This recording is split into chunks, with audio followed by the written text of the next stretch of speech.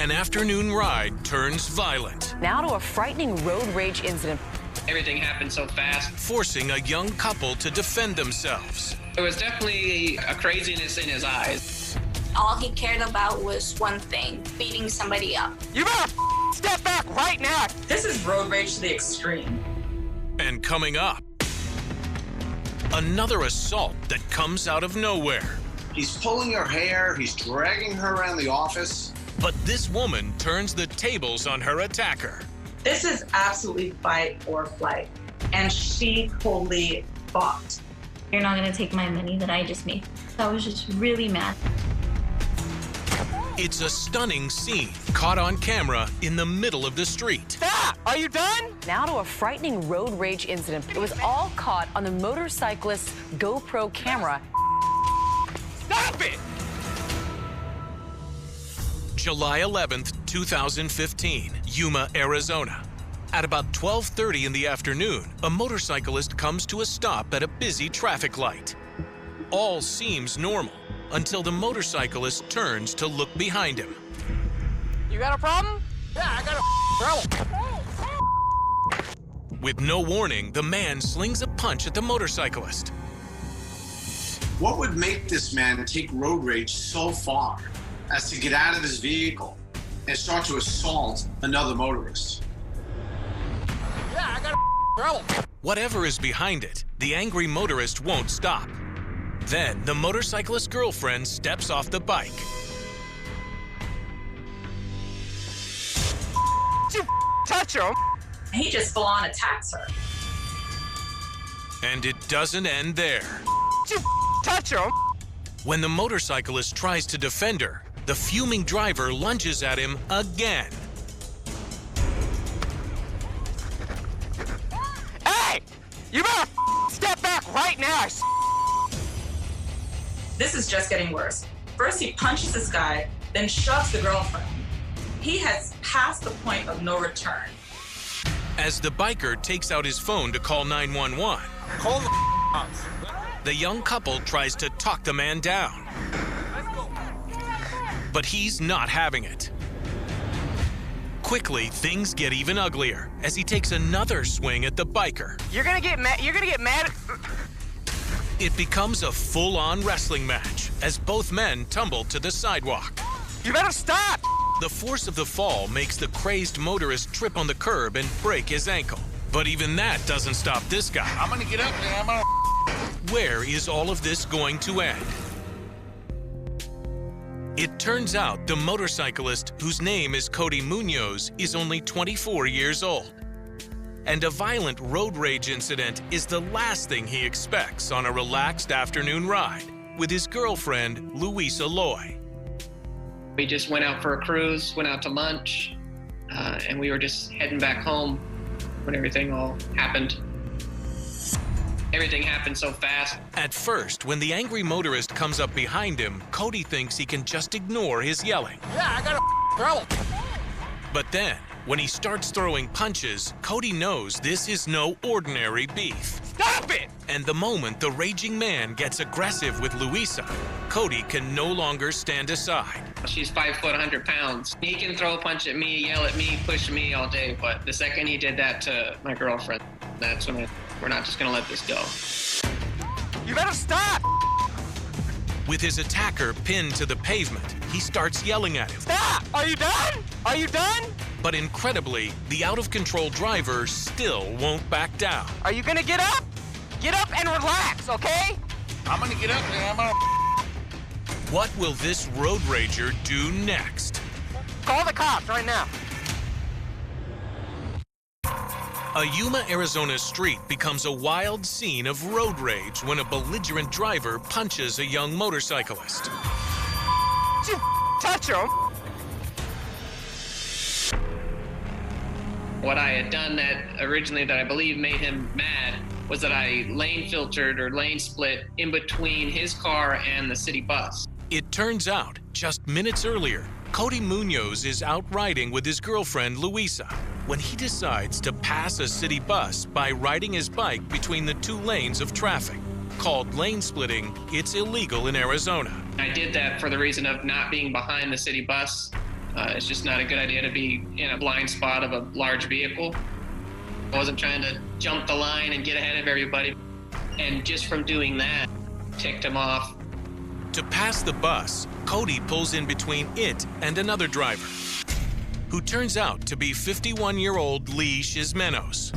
And what Cody has just done apparently makes him so furious that he begins tailgating the couple. He got behind me and started honking his horn, cussing and spitting at me. I started noticing someone kind of yelling at us.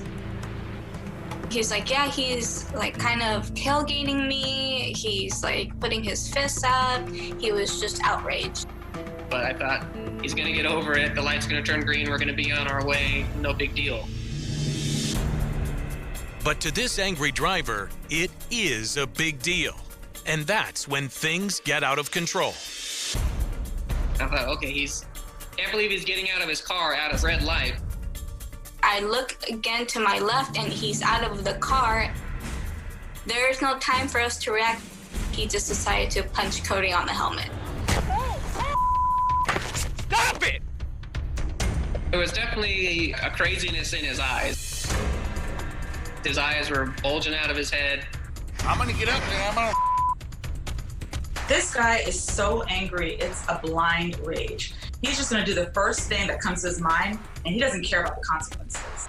You better step back right now. In that short amount of time between me trying to get off the bike to talk to him, my girlfriend had already gotten off the bike, and I see him shoving her away. I didn't think that he would go that far. After taking a couple of swings, the older man got taken down. You better stop. Stop! Are you done? But despite being pinned to the ground, the hot-headed driver isn't cooling off. Are you gonna behave? I'm gonna get up there. Call the cops right now. How old are you? Shouldn't you know by now it's not what you do? When a witness pulls up to the scene, the driver denies everything. This dude just assaulted me for no reason. You saw it? No, I saw it all. You didn't see it. And incredibly, even claims that he's the victim. You pushed my girlfriend? She weighs 100 pounds. She assaulted me. No, she did not. But that's when he gets a shock of his own. Guess what? I have you all on camera, so we're gonna see. I told him, well, I have it all on camera. As soon as I said that, the switch flipped. Because I don't think he realized up until that point that there was actually a camera running. Even in the midst of this crazy, violent scene, Cody somehow manages to calmly speak to the driver. Dude, I did nothing to you. Yeah, you just broke the law. He said, you broke the law to me, which is hilarious that he would say that to me.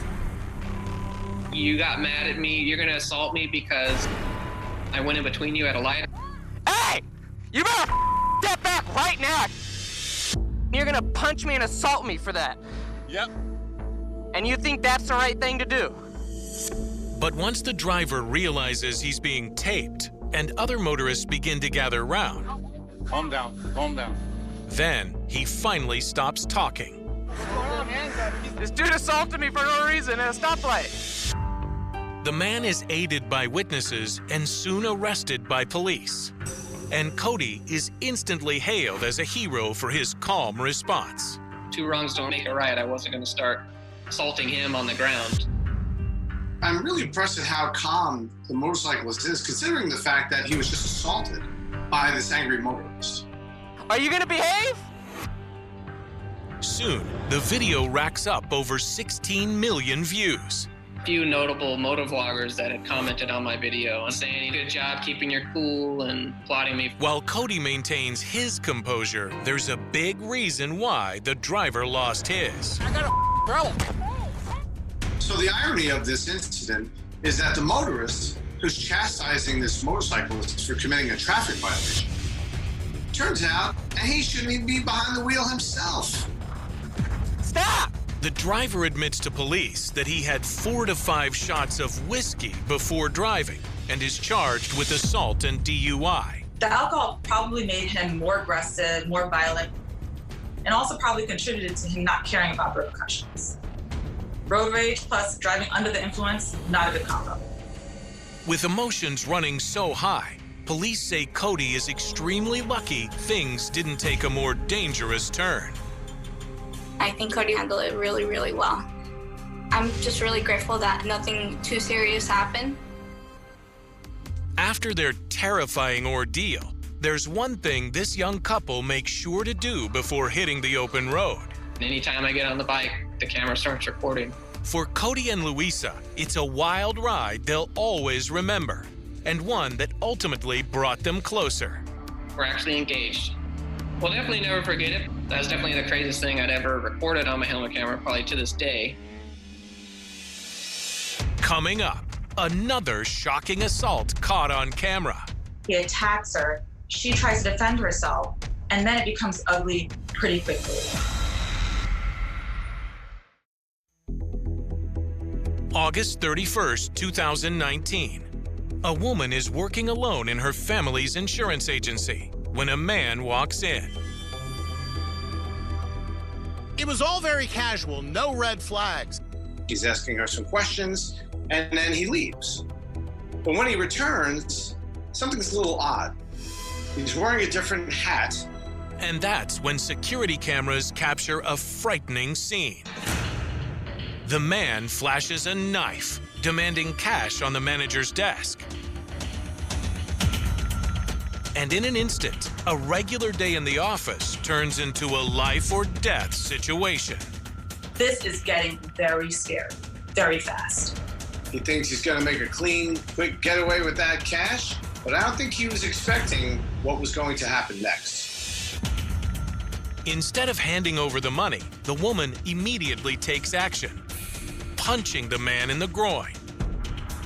This is absolutely fight or flight. That shock factor would have sent most of us into a paralytic fear zone. But in this case, it was the opposite. She went full on fight mode. That's when the knife-wielding thief gets vicious. And she starts to struggle with him, and they are going at it in the middle of the office floor. As things escalate, the man becomes extremely aggressive, grabbing her by the hair. Pulling a woman's hair is pretty violent and terrifying. He's making this as intimidating and violent as possible because he sees she's not backing down. But incredibly, this woman stands her ground. Even as he tries to force her back towards the desk so he can grab all that cash. He drags her across that office, and she looks like she's fighting for her life. At times, the robber's knife is just inches from the woman's face. This is not a fair match at all. Then, it seems like the woman is going to get a break. The customer starts to walk in the door. It seems as if there may be an opportunity for some help. But that customer sees what's happening, decides they don't want any part of it, and they leave the store. To her dismay, the woman is alone again, desperately trying to fend off this robber. Her name is Concepcion Escalante, and the 23-year-old says that day felt like time seemed to stand still during the lightning-quick attack. It felt like it was like 10 minutes, and I thought I was screaming or saying something, but I wasn't. For Concepcion, it begins as a routine day. She's just a couple hours away from finishing her workday when the nightmare unfolds. I used to normally be alone on Fridays and Saturdays, and it was never a problem before. When I saw the knife, I thought it was a joke at first. I thought maybe someone was just playing a joke on me. Just 20 minutes earlier, the same man had walked into the office looking and acting very different. First time he came in, he asked for an insurance quote. So I just said, well, I need your ID and I need the VIN number. So he said, oh, I'm kind of in a rush, so I'll just come back. So I didn't think it was weird. Just thought he's in a rush. The man has no intention of going to get his license.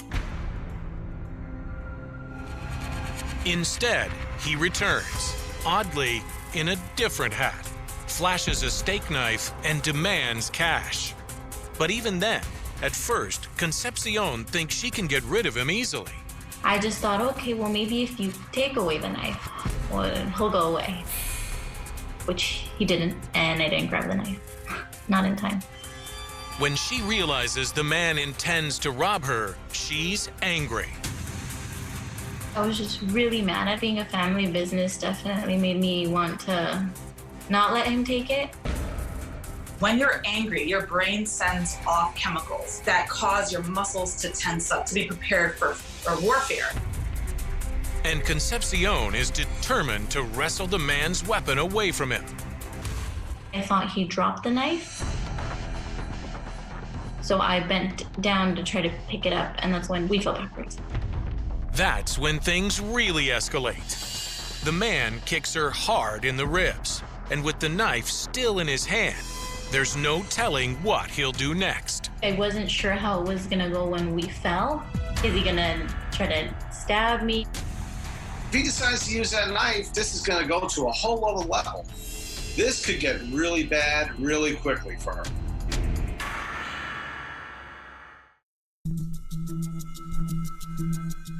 When a man posing as a customer walks into Concepcion Escalante's office, she has no idea she is about to get in the fight of her life. So he walked in, and at first he seemed really nice. But when he returns a second time, it's clear he's not there to buy insurance. He said, "Give me the money that they just gave you." It turns out the man has been watching her for a while, casing the business from the window, paying close attention as she handles several large cash transactions. We had been walking in front of the office for about a couple hours, but I didn't notice. I wasn't really looking. He sees as she receives $1,500 from one customer and helps count out thousands more for another. They were purchasing a car, and I counted $4,000 in front of them, and then I gave it back. So then they left. But I think he thought I kept that money. At first, she's stunned when the man demands the money. But she quickly decides to fight back. I don't think he counted on me being so mad. I spend more than 8 hours there to make hard money for him to just come and take it away. I was scared, but I think I was still more mad. One of the scariest parts is that she's alone. And as the man violently drags her around the room by the hair, she can't even get to a phone to dial 911 for help. I think a lot of us would have just given up because we would have been in such sheer terror. But in her case, she fought even harder. But she gets her break when the robber becomes distracted by that cash he is trying so hard to steal. The cash is trying to go all over the place. As he's trying to fend her off, he's trying to scramble to get whatever cash falls on the floor. With her attacker reaching for the cash, Concepcion makes her move, grabbing him tightly by the neck and pushing him closer to the door. That's where the robber gives her one final shove, and then, finally, gives up and races out the door with about $1,000. This guy, he thinks he's going to make a quick buck, but she flipped the switch, and she became the hero in the situation, and he went running with his tail between his legs. Concepcion is shaken up, but luckily not hurt. After he ran off, I called my sister, and I just kind of sat on one of the desks, and I just sat there crying. A worker at a nearby store calls police, who arrive and review the surveillance footage. They identify the suspect as 47-year-old Cesar Sarmiento Cruz, the same man they believe has been robbing local businesses for weeks. Detectives told her they think he is the same guy who also robbed a liquor store and another business on Saturday before coming here.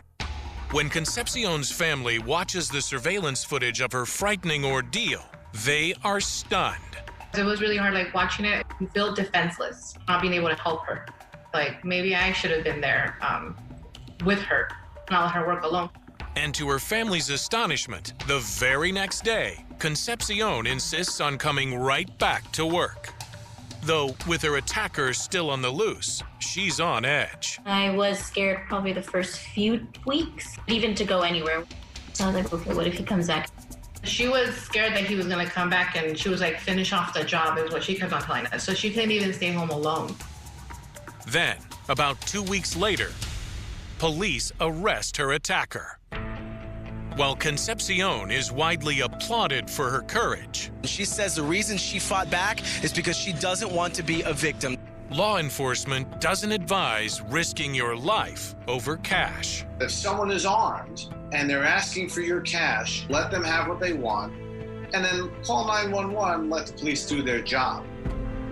It was good of her to like fight and stand up for herself, but she should have let him take the money. It was her life.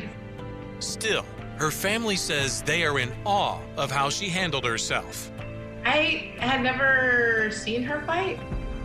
She's really sweet and nice. I mean, but if she loses her temper, she loses her temper. The biggest lesson Concepcion has learned? Don't try to fight it. I mean, just give the money if that's what they want.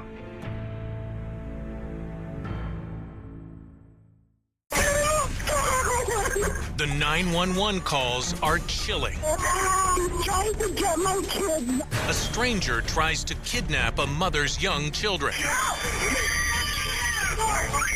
No one can stop him. Everybody. But then, a brave teen does something incredible. He ran into a situation that he had no business being a part of. He was saying, let me go. And coming up later, The masked gunman demanding money. terror in a taxi cab. I don't have anything in my wallet. And another brave intervention. And he was visibly shaking. I could actually feel him shaking. It's a mother's worst nightmare.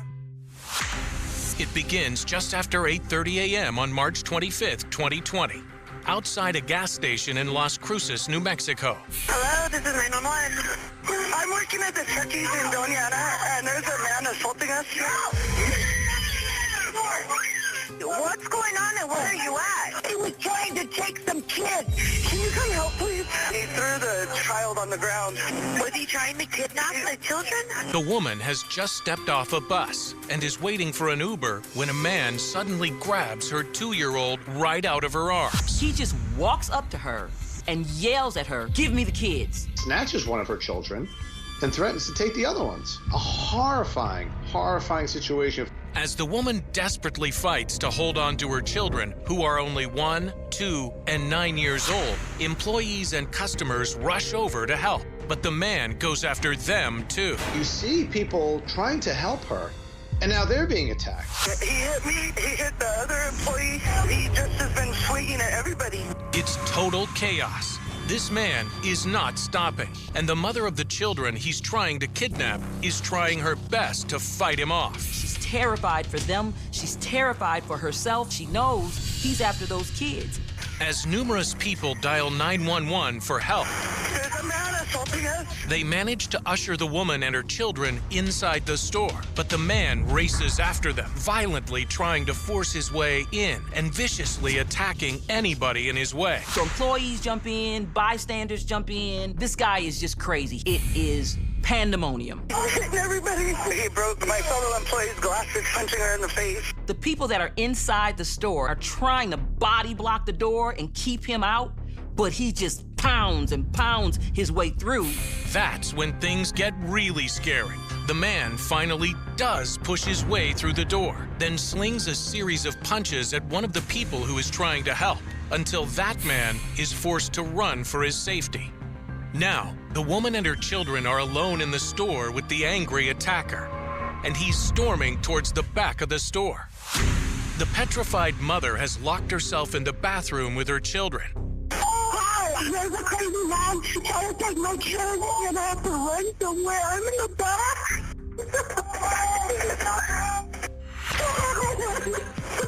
Hello? Okay, I can't understand you. I'm trying to get my kids. I'm in the back. Try to grab my 2-year-old and try to grab my son. Okay, you need to calm down for the baby, okay? It's okay. She's locked herself in this bathroom with 3 crying babies. She's terrified. She's screaming. She's shaking. She doesn't know what to do. She tells the 911 operator she has no idea who this man is or why he's after her. And there's something else. I'm pregnant. Okay, ma'am. How far along are you? It's okay. Are you hurt? Do you need an ambulance? He punched me in the face really hard. It's okay, they're on the way. They're almost there, okay? When you realize that on top of everything, she's also pregnant, it just rips at your guts. Everyone is terrified. It seems like it's taking forever for the police to arrive. Everybody's on their way, okay? Just stay on the line with me. But now, the angry stranger is trying to break down the bathroom door. How much longer can this pregnant mother fend him off? He was hell-bent on getting that woman and her kids. So now the worry starts to mount that he might be successful. Starts to really make you worry that he might actually be able to get a hold of her and her children. But then, out of nowhere, a good Samaritan suddenly shows up to help. Who is he? And what is he here to do? A man trying to kidnap a baby. At a gas station in Las Cruces, New Mexico, a man is trying to steal a pregnant woman's children, fighting everyone who gets in his way. He's after a lady with her kids. He's in the store. We can't get him out. He's trying to force his way into the locked bathroom, where the terrified woman and her children are hiding. There's a crazy man. It's okay. They're on the way. They're almost there, okay? But then, a good Samaritan shows up out of nowhere. This young man comes and goes after the attacker. I knew that something was wrong. I didn't even think about it. His name is Kanan Bauer, and incredibly, he's only 16 years old, and he's a district wrestling champion. When all the chaos begins, he's not even there. He's at another gas station. I was about to get in my truck and leave when I heard someone screaming from across the street, a woman with a baby running away from this guy. Like, I just knew something was wrong, you know, that someone was screaming for help. So I flew across the street. There's a man holding the door, and he was all covered in blood. And the lady outside, she was screaming, he's gonna get the kids, he's gonna hurt the kids. Kanan has no idea what he's walking into, but he doesn't hesitate. And then he was trying to kick down the door so he could get to those kids where they were hiding. And so I grabbed him from behind. In a matter of seconds, this 16-year-old wrestler overcomes a man nobody else has been able to stop. It wasn't like a move that I did or practice. I just grabbed him from behind and pulled him down onto his back. With their attacker now pinned to the ground, angry employees pile on top of him too. But Kanan calmly tells them to back off. They were in my way. I wrestled and that I'm a big guy, so I trusted myself. I had him, and he wasn't going nowhere. Kanan only had one brief moment of concern. When I walked in the door and I saw that blood on the floor, I was worried that he had a knife or a gun on him. But as soon as I was like chest to chest with him, then I wasn't scared. So if he had a knife or something on him, I was too close for him to stab me. Several minutes pass, and desperate employees are still pleading with the police to hurry up. They're on their way. Everybody's on their way, okay? Just stay on the line with me. Kanan stays firmly locked onto the man. He was saying, like, let me go and cussing and stuff. But after the first, minute, he gave up. Kanan is calm, but the employees are still livid. You see a lady come with a wet floor sign to hit him upside the head. You see someone try to hit him or kick him. They were angry, and I could see why. But I was telling her to stop hitting him because he wasn't going anywhere. After Kanan walks in, almost 6 long minutes go by. And you're thinking, where are the cops? It feels like it's taking forever. That's when the police roll up and quickly put the man in handcuffs. The store clerks and other witnesses shower their gratitude on the teen. They were all very thankful and appreciative of what I did. Police also praise Kanan for his remarkable bravery, but he modestly shrugs it all off. And after he talks to them, goes right back to his day. I finished working on my truck. I had things to do, just carried on my day. The man who tried to kidnap the children turns out to be 22-year-old Daniel Beltran Arroyo from Phoenix. Police don't know why he targeted the woman, but he's awaiting trial on charges of child abuse, attempted kidnapping, battery, and assault. The pregnant mother he attacked has requested privacy, but she and her children are recovering from the severe trauma of the incident. Meanwhile, the terrifying video of the attempted kidnapping and the 16-year-old wrestler who stopped it has gone viral. He pinned a suspect to the ground until police arrived. Proven himself as a crime fighter. Kanan's parents are stunned, but say he's always been the kid who helps out. He's just got a heart for people. He's got a heart for doing the right thing. Genuine would be the word I would describe him as. We've known this about Kanan since he was really in diapers. He is like a giant teddy bear, 6'3" and 270 pounds. Solid muscle. He's a super compassionate kid. The bravery and kind heart of this compassionate teen have touched people all over the world. He has received thousands of comments on social media. He's even gotten job offers. And for months, his mailbox was overflowing. And a lot of people have sent us money. People have offered to buy him parts for his truck, gift certificates to restaurants, all kinds of stuff. And he just shakes his head and says, Dad, that's not why I did it, though. I don't care if I get a penny off of it. Still, there's one handwritten letter that touched Kanan deeply. It came with a $5 bill inside. He opened up a letter, and he was sitting at the table crying. And I said, Son, what's going on? And he says, Dad, this lady says you're an absolute American hero. And she said, I wish I had enough money to take you out to dinner, but I've only got enough money to buy you an ice cream cone. This is the only money I've got, and I want you to have it. Kanan says he's uncomfortable being called a hero, but his parents couldn't be prouder of him. Kanan potentially saved a woman's life or her children's lives. That's a very awe-inspiring thing that he did. I absolutely think he's a hero. I'm incredibly proud of him. He ran into a situation that he had no business being a part of and saved the day. He wasn't doing it for any other reason other than it needed to be done. And this brave teen says the only thing that matters to him is that he was in the right place at the right time, and those children didn't get kidnapped. I'm just glad it worked out and I was there when I was. I always stuck up for myself and for the little guy. I think God put me there at that time for that reason.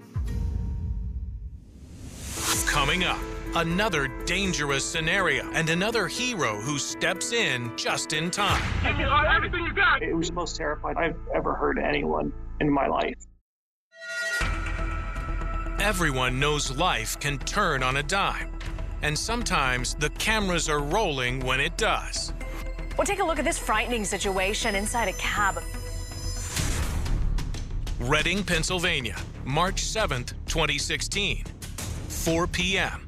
A cab driver waits for a red light to turn green. Cab driver going about his business, doing his daily job. But this is a job that can be risky. Driving a cab is a pretty dangerous business because you never know who is going to get into the back of your cab. So in some cities, they call cab drivers walking ATMs. Why? Because they have a lot of cash. They pick up people, pick up strangers, so they're isolated. And for this cab driver, an ordinary day changes in a terrifying instant. Hey, give me all your money, man. An armed robbery is underway in broad daylight. Man, keep your hand where I can see him. I just started. So this audio is terrifying. This man with the gun is using really aggressive tones. This is a cab driver's worst fear. He's terrified. I need it now. You can hear how fearful the cab driver is. He's scared for his life. Voice is trembling. He starts using high-pitched octaves. I was really worried that this cab driver was just going to faint. His life literally in the hands of a stranger. The driver is panicked, especially because he doesn't have much of the one thing the robber wants: money. I need it all right now if you don't want to die, man. Usually when people are accustomed to robbing from cab drivers, they get them at the end of a shift because they have more cash on hand. So this cab driver does not know what to do. He's thinking he is going to die if he does not give this guy cash. Ralph Valletta had been driving a cab for over 25 years. I had just started my day. I had no fares yet in the car. Just minutes after picking up a young man, Ralph stops at an intersection for a red light. And that's when the young man in the back seat puts on a mask and pulls out a gun. When I realized there was a weapon pointed at my head, my life flashed before me. It was probably the most scared I've ever been in my life, without question. I had $11. He started yelling, "I don't want to shoot you, but I will. Give me that wallet." He was very indignant that he wanted that wallet. There's a loaded gun pointed at his head, and it could go off at any moment. But Ralph struggles to dig his wallet out of his pants. He seemed to be annoyed when I was having difficulty getting my wallet out of my pocket. He was very aggravated. He thought that I was delaying, and he got very agitated at that point. The seconds are ticking by, and the light has already changed from red to green and back to red, and the robber still has no money. Highly frustrated, his demands get bigger. Then he started waving the gun and saying he wanted my cell phone. And I had just got a smartphone at that point. My father was in a assisted living facility, and this was my only communication with him. And I was hell-bent on not giving him that cell phone that day. Please don't give me phone. I need that. I wanted it to end okay, and I didn't want to get hurt. You know, I didn't want to end my life in this spot at 10th and Buttonwood Street in the city of Reading. Ralph finally gets his wallet out of his pocket. And that's when this story takes an incredible turn. I noticed that there was a flashing light from a sheriff's deputy car behind me. And I said, "There's a cop behind us. There's a cop behind us." It seems like an almost unbelievable stroke of luck. The police are literally sitting right behind the cab driver and this active robbery. And the officer jumps out and takes action. But the situation may have become even more dangerous. The man approaching the vehicle is Deputy Sheriff Terry Ely and has no idea what he's walking into.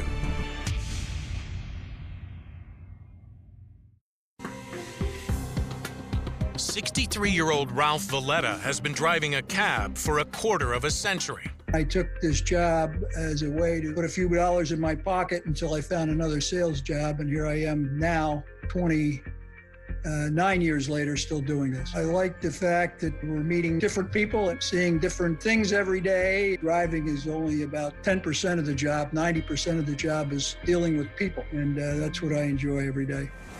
But on the afternoon of March 7th, 2016, at an intersection in Reading, Pennsylvania, Ralph must deal with a potentially deadly situation. A masked gunman demanding money. I thought that this could possibly be the end of my life. When the gun was pointed at my head, I didn't know what his intentions were. It all begins with a dispatch call for a routine pickup to bring a passenger to a local mall. The address that I was given for the pickup was a routine address. The gentleman came out of the house. I didn't do what I normally do, and that's to make sure he came out of the exact address that I was given. Through experience, problems that I've had in the past, if someone is going to try to do something, they're not going to come out of the address that they have given you. And as we pulled away, he said to me, "I forgot my money. You have to take me back." So we got 3/4 of the way back to his house. I came to the intersection with a red light. I stopped, and he pulled out the gun, pointed it at my head, and announced that this was a robbery. "Hey, give me all your money, man." When I realized there was a weapon pointed at my head, I was terrified. But Ralph has had one stroke of almost unbelievable good luck. Right behind him is a police car. The officer inside has turned on his lights and is approaching the taxi. "There's a cop behind us. There's a cop behind us." And Deputy Sheriff Terry Ely has been quietly watching for longer than Ralph or the armed robber realize. I noticed a taxi cab double parked in the middle of the street in our city. I noticed the light has transferred from green back to red again, and the taxi cab hasn't moved. So at that point, I figure something's a little strange. I flick on my lights, and I get out of my car. So I would never advocate for anyone to commit a robbery. I would certainly not advocate to commit a robbery while the police are right behind you. As Terry approaches the taxi, all his senses are on high alert. The back window was open maybe about 2 inches, and I leaned down, put my fingers in the window, and looked in the back window. Let me see your hand here. Get out. Once I looked in the window, he had a mask up over his nose and a hood up with money in his left hand, and I could see something black in his right. What will the armed robber do? His only options seem to be surrender or shoot. What's the crime? Let me see your hand here. I fixed my firearm in him, told him to exit the vehicle. Get out. 120. Get on the ground now. Oh my God. Ely gets the armed robber on the ground in a matter of seconds. Oh my God. You're a lifesaver. Oh my God. He has a gun. He had it at my head. He had a gun at my head. I called for backup, and my backup arrived within 30 seconds, and he was taken into custody. This could have gone wrong in so many ways. Had this perpetrator been spooked in one way or another, or felt that he needed to take this to a different level, the officer could have been harmed, the cab driver could have been armed. Ralph Valletta is so relieved, he jumps out of his cab and throws his arms around Terry. Ralph was very shaken. He was visibly shaking, and when he hugged me, I could actually feel him shaking. And in his voice, the terror in his voice was very bad. It was just probably the most terrified I've ever heard anyone in my life. It really is. Ralph, he was calling me a lifesaver. He said I was his guardian angel, things like that. And I was like, wow, I was like, I really made a difference in someone's life here. The would-be armed robber turns out to be 18-year-old Victor Martinez Herrera. He has no prior criminal record. He pleads guilty to robbery and is sentenced to 5 to 10 years in prison. For Ralph, the aftermath fills him with mixed emotions. He turned out to be an 18-year-old high school student. I said a prayer for him that I hope that he changes his life, because at the age that he was when he committed this act, there was still plenty of time for him to lead a productive life. Ralph and Terry have now become friends, and they both believe someone or something was looking out for him that morning. I don't know if you believe in divine intervention or what it was, but something told him to do what he did that day. I believe I was put there for a reason. We're supposed to be there to protect the people that can't protect themselves. I just did what I was trained to do. Every job has got its inherent dangers. Driving a taxi does have some dangers, but I'm still doing it. On the afternoon of June 11th, 1997, the streets of Arenella, a residential district overlooking the hills of Naples, looked exactly as they had on countless other weekdays. Children poured out of schools, clutching backpacks almost too large for their shoulders. Parents exchanged brief conversations before beginning the familiar walk home. Shopkeepers stood in their doorways, watching the rhythm of the neighborhood continue as it always had. Cars rolled slowly through narrow streets, bordered by apartment buildings whose balconies overlooked nearly every corner below. It was an ordinary day, the kind of day that rarely earns a place in history. Yet before that afternoon ended, one family would lose a mother. 2 children would witness an unimaginable tragedy, and an entire nation would be forced to confront a painful truth. Organized crime does not only destroy the lives of those who choose to enter its world. Sometimes it destroys the lives of people who have never taken a single step inside it. Among the people making their way through the neighborhood was Sylvia Ruotalo, a 39-year-old teacher. She had just picked up her 5-year-old son, Francesco, from kindergarten. For Sylvia, this was a routine she had repeated countless times. There was nothing remarkable about the walk. Nothing suggested that this afternoon would be remembered decades later as one of the darkest. Examples of innocent civilian victims caught in the violence of the Camorra. She and Francesco walked toward their apartment building on Salita, Arenella, following a route that was as familiar to them as their own front door. Waiting above them, 10-year-old Alessandra Clementi stood on the family's balcony. Like many children, she watched for the moment when her mother and younger brother would appear below. From that balcony, she could see part of the street leading toward the apartment entrance. It was an everyday ritual, a daughter spotting her family before they arrived home, perhaps preparing to greet them only moments later. There was no reason for her to believe that anything unusual was about to happen. The neighborhood itself reflected the contradictions of Naples in the late 1990s. Families continued to raise children. Teachers continued to educate students. And ordinary people tried to preserve routines despite living in a city increasingly marked by violent rivalry between Camorra factions. Residents understood that organized crime existed. News reports regularly described shootings and assassinations linked to rival clans. Yet daily life continued because it had to. Children still attended school. Parents still went to work. Streets still filled with pedestrians every afternoon. People learned to live with an uncomfortable awareness that violence could erupt elsewhere, while hoping it would never reach their own doorstep. For many, that hope seemed enough. But organized crime rarely announces where it intends to strike next. As Sylvia and Francesco approached the entrance to their apartment building, another vehicle entered the same street. To anyone watching, it was simply another car slowing near the curb. There was no warning, no shouted command, no visible sign that within seconds the peaceful rhythm of the afternoon would disappear beneath the deafening sound of gunfire. The vehicle stopped. Men emerged almost immediately. Their attention was not on Sylvia. Their attention was fixed on someone else entirely. Investigators would later determine that their intended target was Salvatore Raimondi, a member of a rival Camorra faction. He had reportedly been under observation, and the attackers had chosen that moment to launch their ambush. They did not wait for the street to empty. They did not postpone their plan because children had just left school or because families were walking home.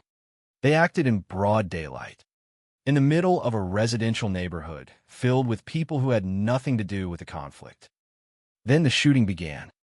Witnesses later described an overwhelming burst of gunfire.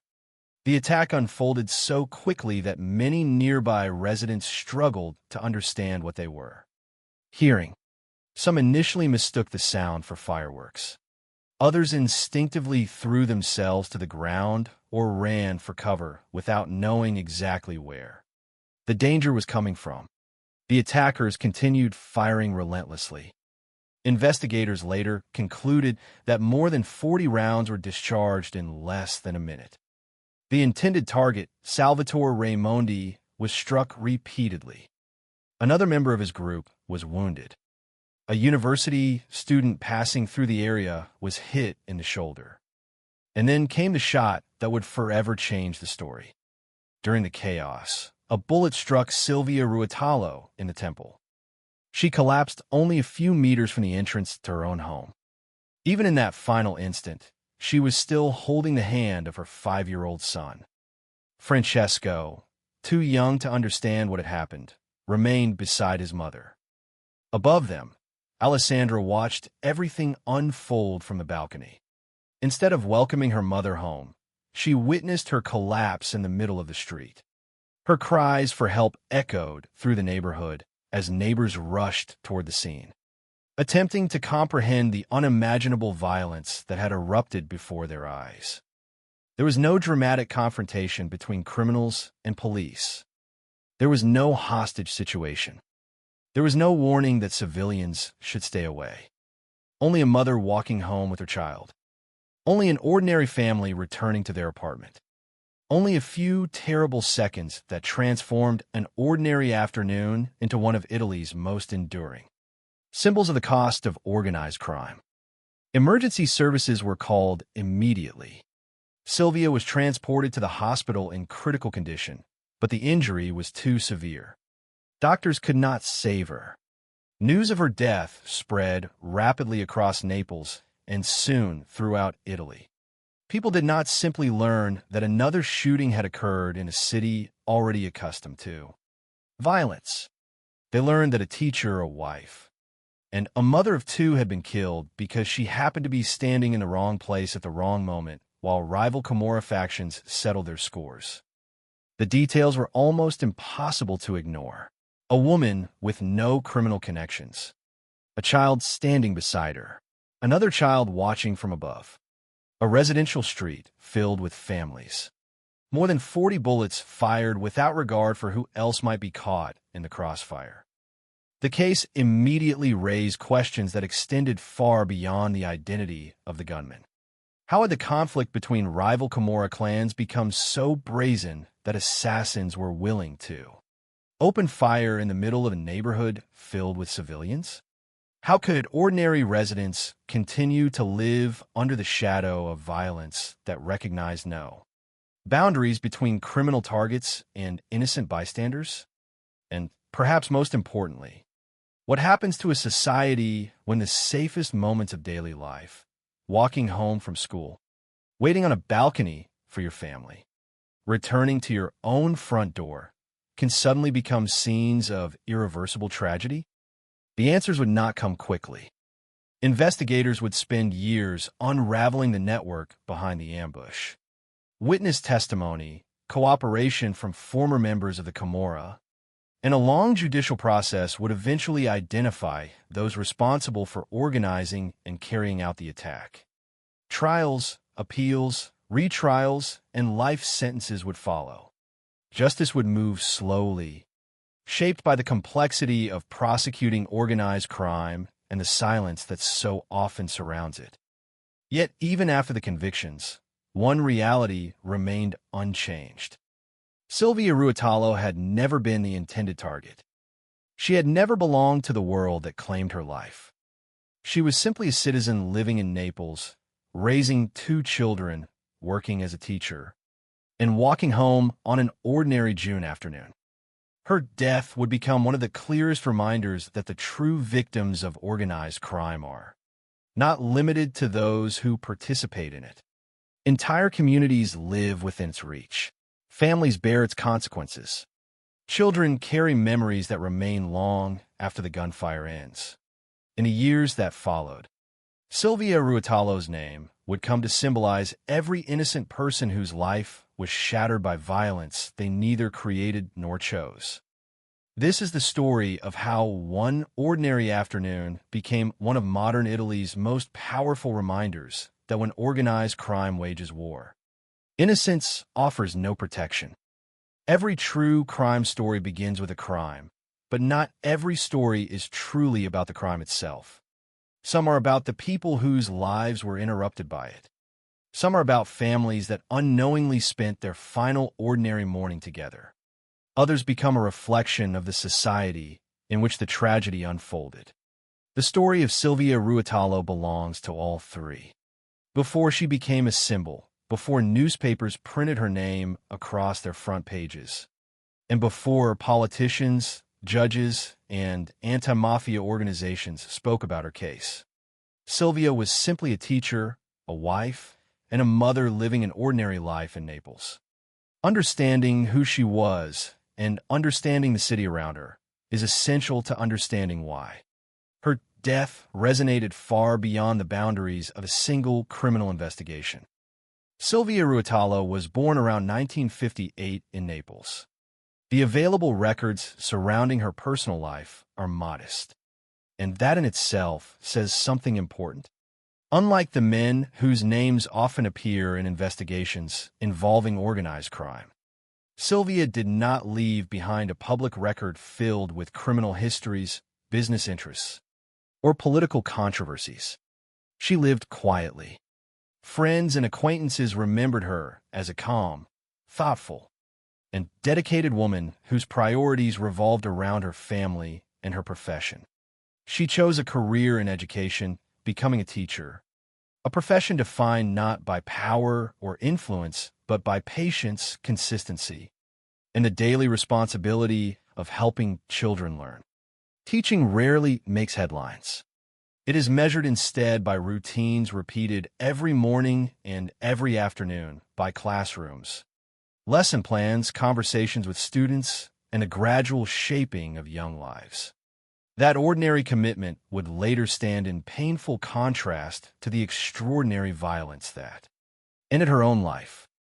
At home, Sylvia shared her life with her husband, Lorenzo Clementi. Together, they were raising 2 children. Their daughter, Alessandra, was 10 years old in 1997. Their son, Francesco, was 5.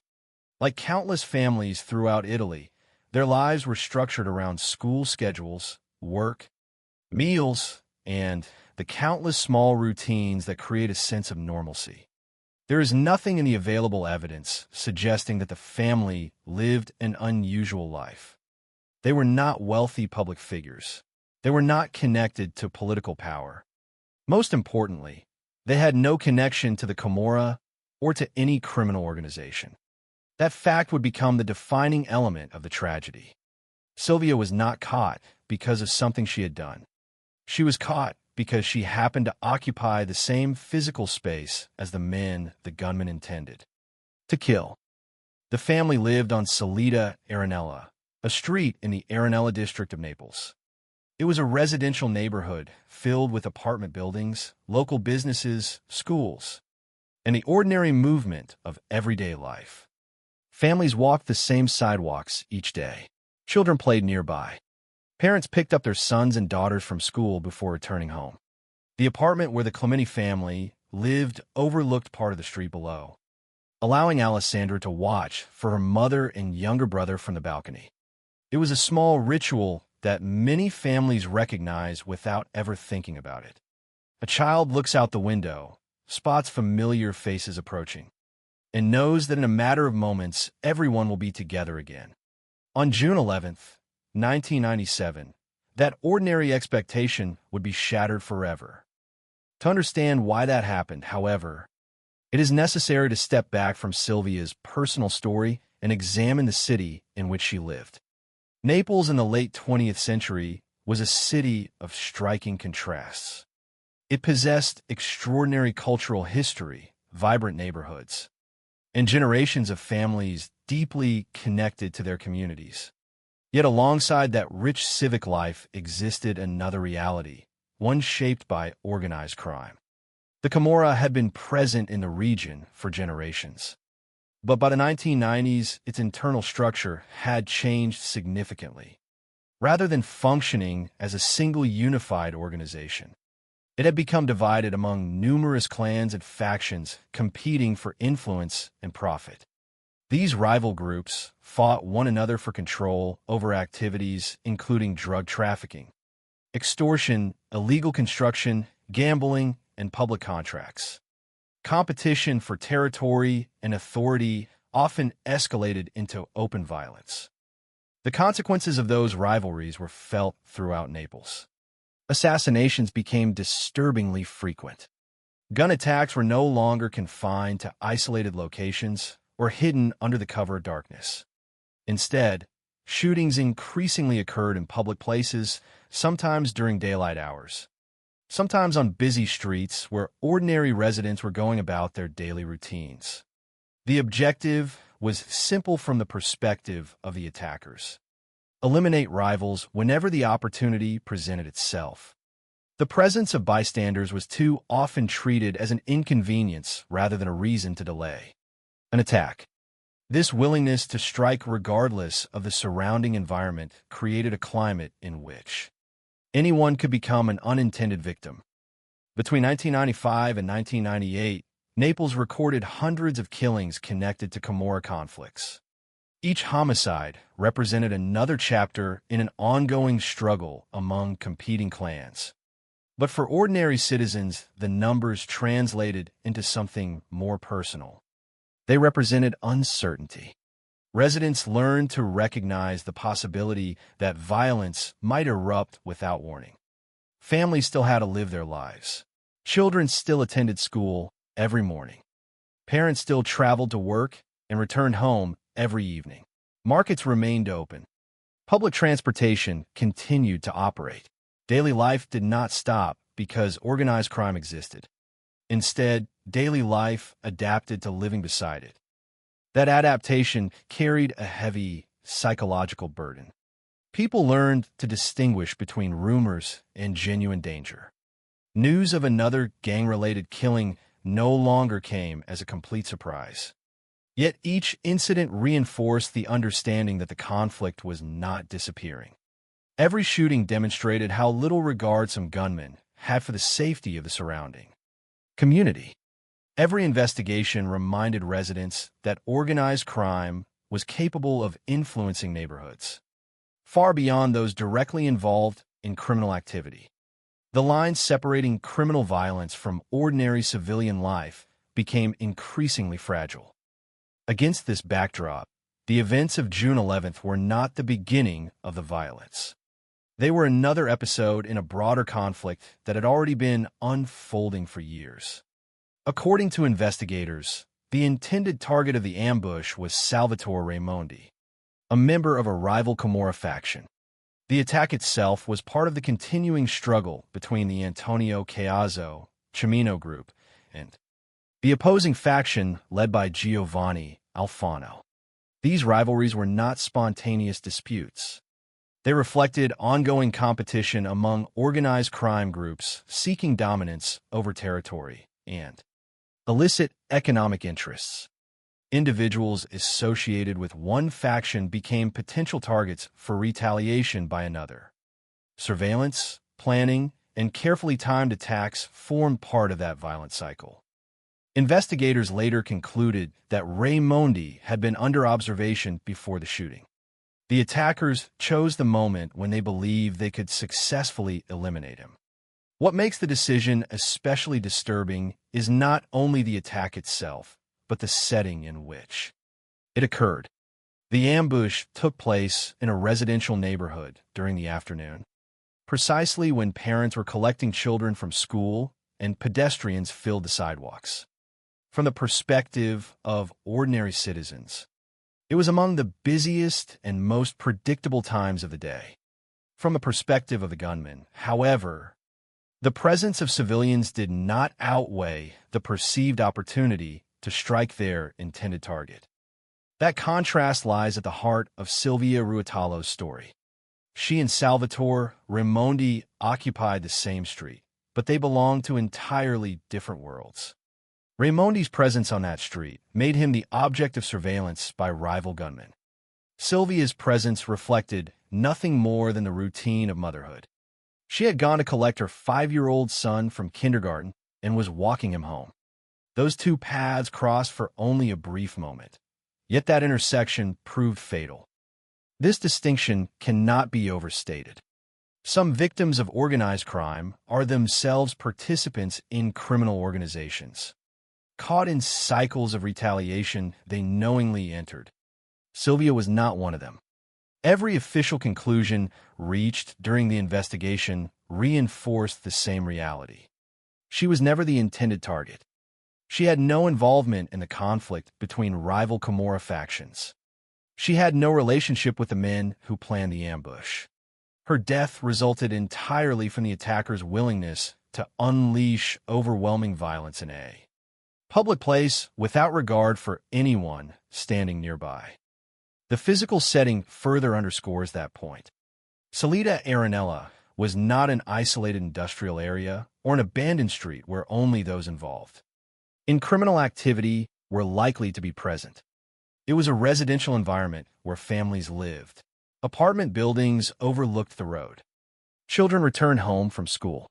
Residents moved freely between shops and homes. The attackers knew, or should have known, that civilians would be present. Yet the decision to proceed anyway illustrates the degree to which innocent lives had become secondary to the objective of eliminating a rival. For Silvia's children, that reality would become painfully immediate. Alessandra waited on the balcony, expecting to see her mother return home. Francesco walked beside Silvia, holding her hand as they approached the apartment entrance. Neither child possessed any understanding of the conflict unfolding elsewhere within the Camorra. Their world consisted of school, family, and home. The violence that would erupt in front of them belonged to another world entirely, yet it would intrude into theirs without warning. In retrospect, the tragedy of June 11th, 1997, can be understood only by recognizing these two parallel realities. On one side stood an ordinary family living according to familiar routines. On the other stood rival criminal organizations engaged in a violent struggle for power. The two worlds were never meant to meet. Yet in a matter of seconds, they collided on a residential street in Naples. That collision transformed Silvia Ruotolo from an anonymous teacher into one of Italy's most enduring symbols of innocent victims caught in the crossfire of organized crime. Her death forced the public to confront an uncomfortable truth that statistics alone could never communicate. Hundreds of killings linked to the Camorra had already taken place during those years. But the image of a mother walking home with her young son, struck down only steps from her apartment while her daughter watched from above, revealed the human cost of that violence with devastating clarity. It demonstrated that organized crime does not remain confined to those who participate in it. Its consequences extend into classrooms, apartment buildings, neighborhoods, and families whose only connection to the conflict is the simple fact that they happened to be nearby when violence erupted. The stage was now set for the events that would unfold on the afternoon of June 11th, 1997. What began as another routine walk home through the streets of Arenella would, within less than a minute, become one of the most haunting episodes in the modern history of Naples. The events of June 11th, 1997, unfolded in less than a minute. By the time the gunfire ended, one man had been critically wounded, another had been injured, a university student had been struck by a bullet, and a 39-year-old teacher, who had no connection whatsoever to organized crime, lay mortally wounded only a few meters from the entrance to her home. For investigators, reconstructing those seconds would become one of the most important parts of the case. For Silvia Ruotolo's family, those same seconds would remain frozen in memory forever. The afternoon began without anything to distinguish it from countless others. Schools had finished for the day. Parents gathered outside school entrances to collect their children. Cars moved slowly through the residential streets of Arenella. Shopkeepers continued serving customers. Residents walked home carrying groceries or briefcases after another ordinary day. Nothing about the atmosphere suggested that a violent Camorra ambush was about to unfold in the middle of a neighborhood where families were going about their daily routines. Among those parents was Silvia Ruotolo. She had gone to pick up her youngest child, 5-year-old Francesco, from kindergarten. It was a familiar responsibility, one she had undoubtedly carried out many times before. After collecting him, mother and son began walking toward their apartment on Salita, Arenella. The journey was short. Home was close enough that they could comfortably walk together, enjoying what should have been one of the simplest moments of the day, the quiet transition between school and home. Francesco walked beside his mother. At 5 years old, the world was still measured in small routines.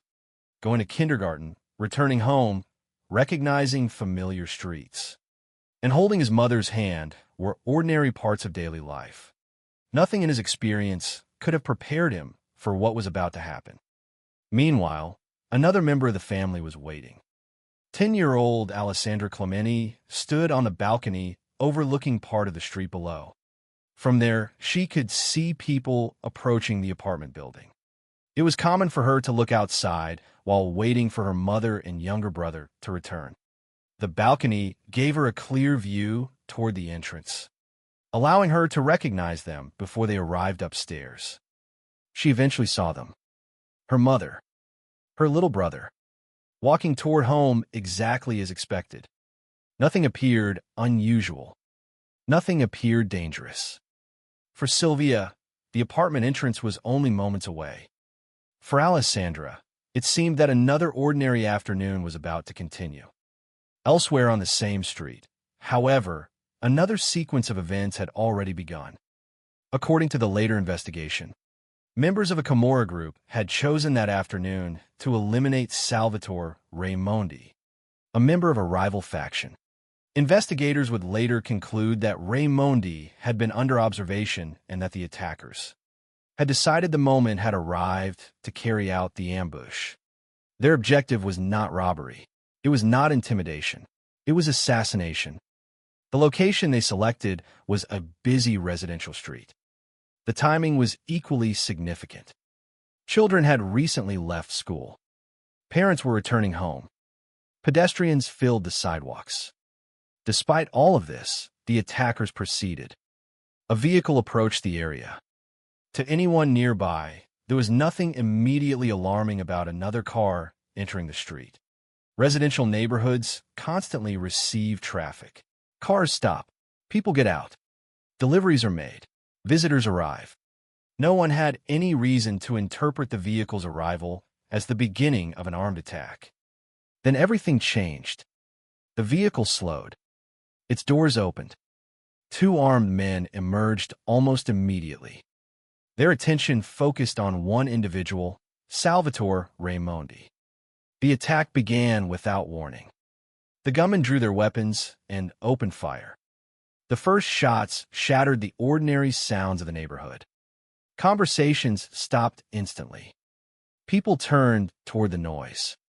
Others instinctively ducked or ran without fully understanding what was happening. Witnesses would later describe the shooting as an overwhelming burst of continuous gunfire.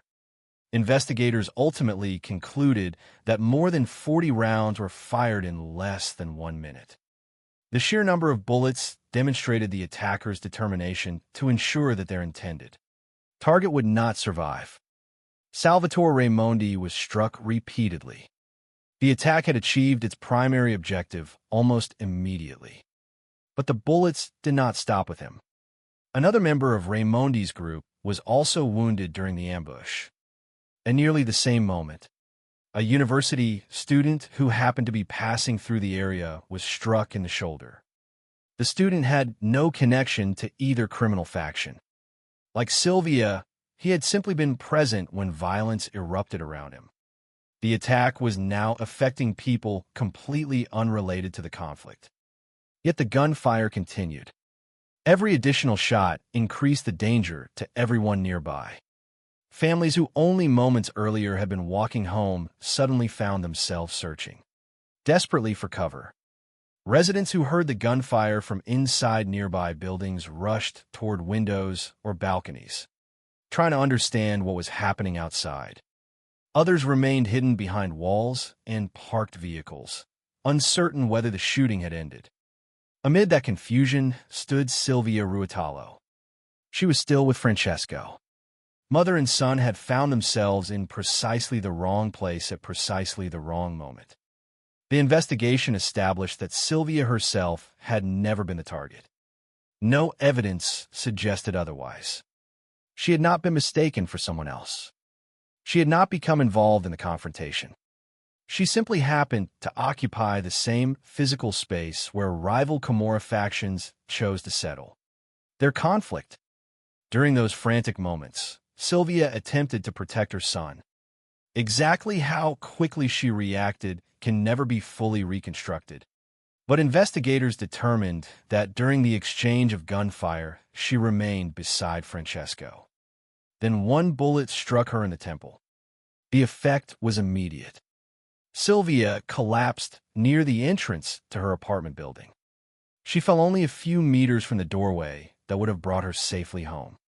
Even after all these years, that detail remains among the most heartbreaking aspects of the case. Home was within reach. The ordinary afternoon was nearly over.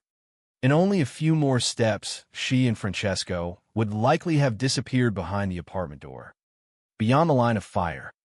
Instead, everything stopped. Francesco remained beside his mother. Only 5 years old, he could not possibly understand what had just happened. According to accounts preserved after the tragedy, the young boy stayed close to Sylvia as neighbors rushed toward the scene. The contrast between the scale of the violence and the innocence of the child standing beside his wounded mother became one of the defining images associated with the case. Above them, Alessandra witnessed the entire tragedy from the balcony. Only moments earlier, she had been waiting for her family to return home. Instead, she watched gunfire erupt below. She saw her mother collapse. She realized almost immediately that something terrible had happened. Her cries for help echoed through the neighborhood. Those cries were remembered by many residents long after the physical evidence had disappeared from the street. For a 10-year-old child, there was no way to comprehend why the ordinary scene unfolding beneath her balcony had suddenly become an act of lethal violence. She could only watch. Neighbors quickly emerged from nearby buildings. Some had hidden during the shooting, uncertain whether additional attackers remained nearby. Once the gunfire stopped, people rushed toward those who had been hit. Emergency services were contacted immediately. The priority became saving lives. Sylvia was found critically injured. Medical personnel transported her to the hospital as quickly as possible. Doctors attempted emergency treatment. The injury, however, was too severe. Despite their efforts, Sylvia Ruotolo died from the gunshot wound. News of her death spread rapidly throughout Naples. Residents who had become accustomed to hearing reports of Camorra violence immediately recognized that this case was different. The intended victim had been a member of a criminal faction. The woman who died had been a teacher, a mother, a wife, a civilian, someone with no connection to organized crime. The location of the shooting itself added to the public shock. Investigators examining the scene found clear evidence of the extraordinary volume of gunfire unleashed in the residential neighborhood. Numerous shell casings were recovered from a street. Parked vehicles showed damage caused by bullets. Nearby buildings displayed visible impact marks where rounds had struck walls and other surfaces. Each piece of physical evidence reinforced the same conclusion.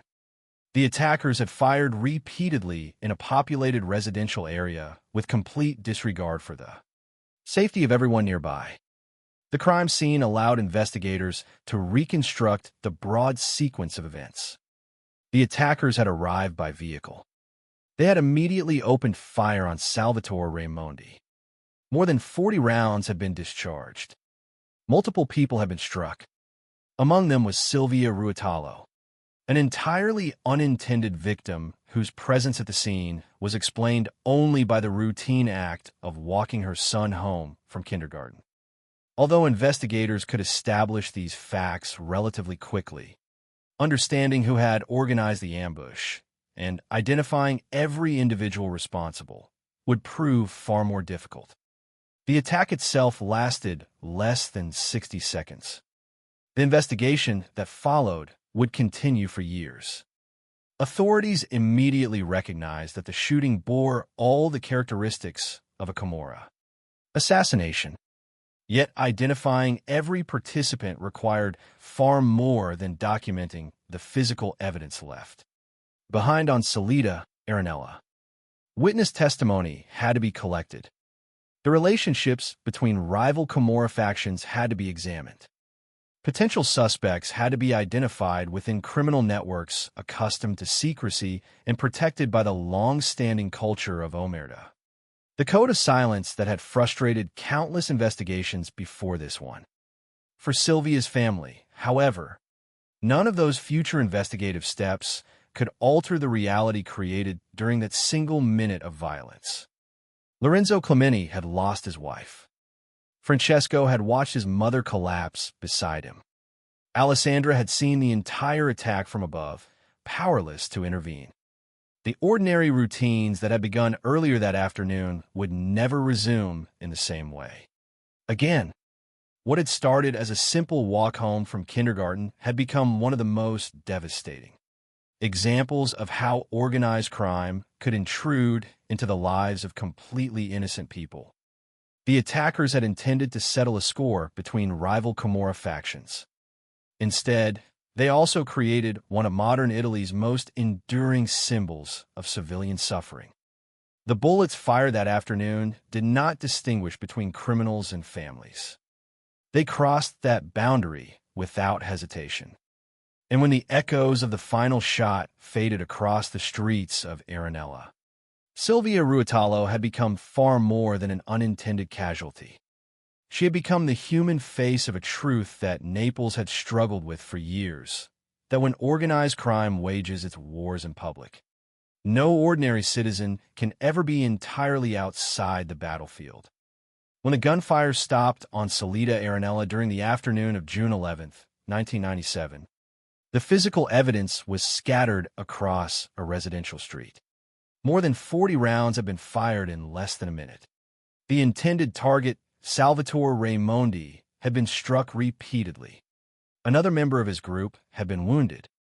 A university student who happened to be nearby had suffered a gunshot wound to the shoulder. Most tragically, Sylvia Ruotolo, a 39-year-old teacher with no connection to organized crime. had been fatally shot while walking home with her 5-year-old son. For investigators arriving at the scene, the immediate challenge was twofold. They had to document every piece of forensic evidence left behind by the attack, while simultaneously determining whether the shooting represented an isolated act of violence or another chapter in the continuing conflict between rival Camorra factions. It would not take long before the broader context became apparent. The sheer number of shots, the apparent coordination of the attackers, and the identity of the surviving criminal target all pointed toward a carefully planned Camorra ambush rather than a spontaneous act of violence. The first task was securing the crime scene. In any homicide investigation, preserving evidence is essential. But this case presented unusual complexity because the shooting had unfolded in a busy residential neighborhood. Investigators documented shell casings scattered across the roadway, examined bullet impacts on parked vehicles, and recorded damage to nearby buildings.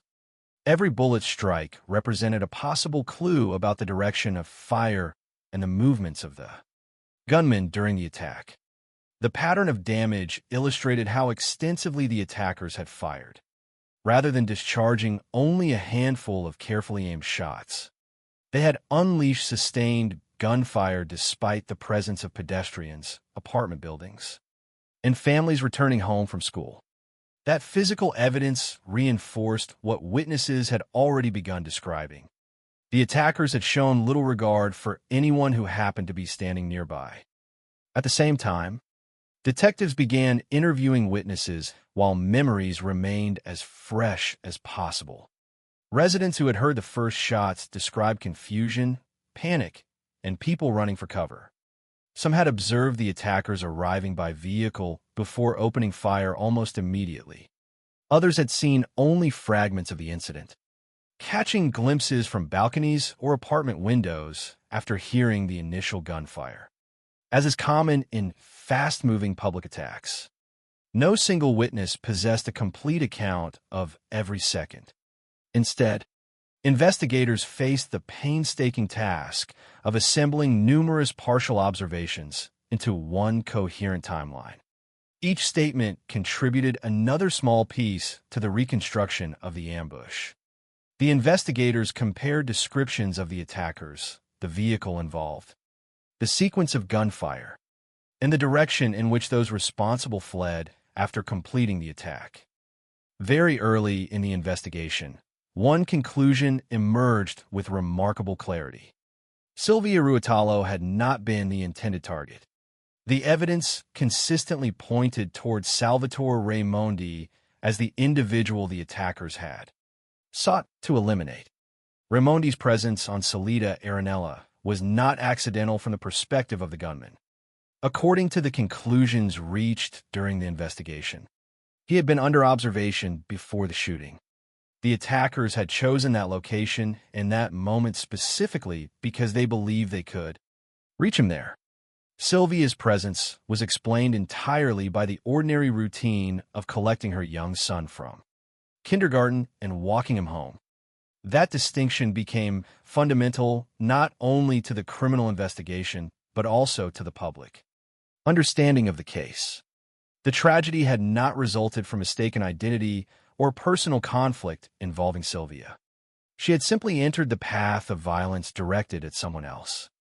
Although identifying the intended target provided investigators with an important starting point, it did not immediately reveal who had organized the ambush. The attack occurred against the backdrop of an ongoing conflict between rival Camorra factions, particularly those associated with the Antonio Caiazzo Cimino group and the opposing faction led by Giovanni Alfano. Investigators therefore expanded their focus beyond the shooting itself and began examining the broader pattern of organized crime violence affecting Naples during that period. The homicide could not be understood in isolation. It formed part of a larger struggle for influence involving rival criminal organizations competing for control over illicit activities. Understanding those rivalries became essential to identifying who had ordered the assassination. attempt against Raimondi and who had participated in carrying it out. The investigation soon encountered one of the most persistent obstacles in cases involving organized crime: silence.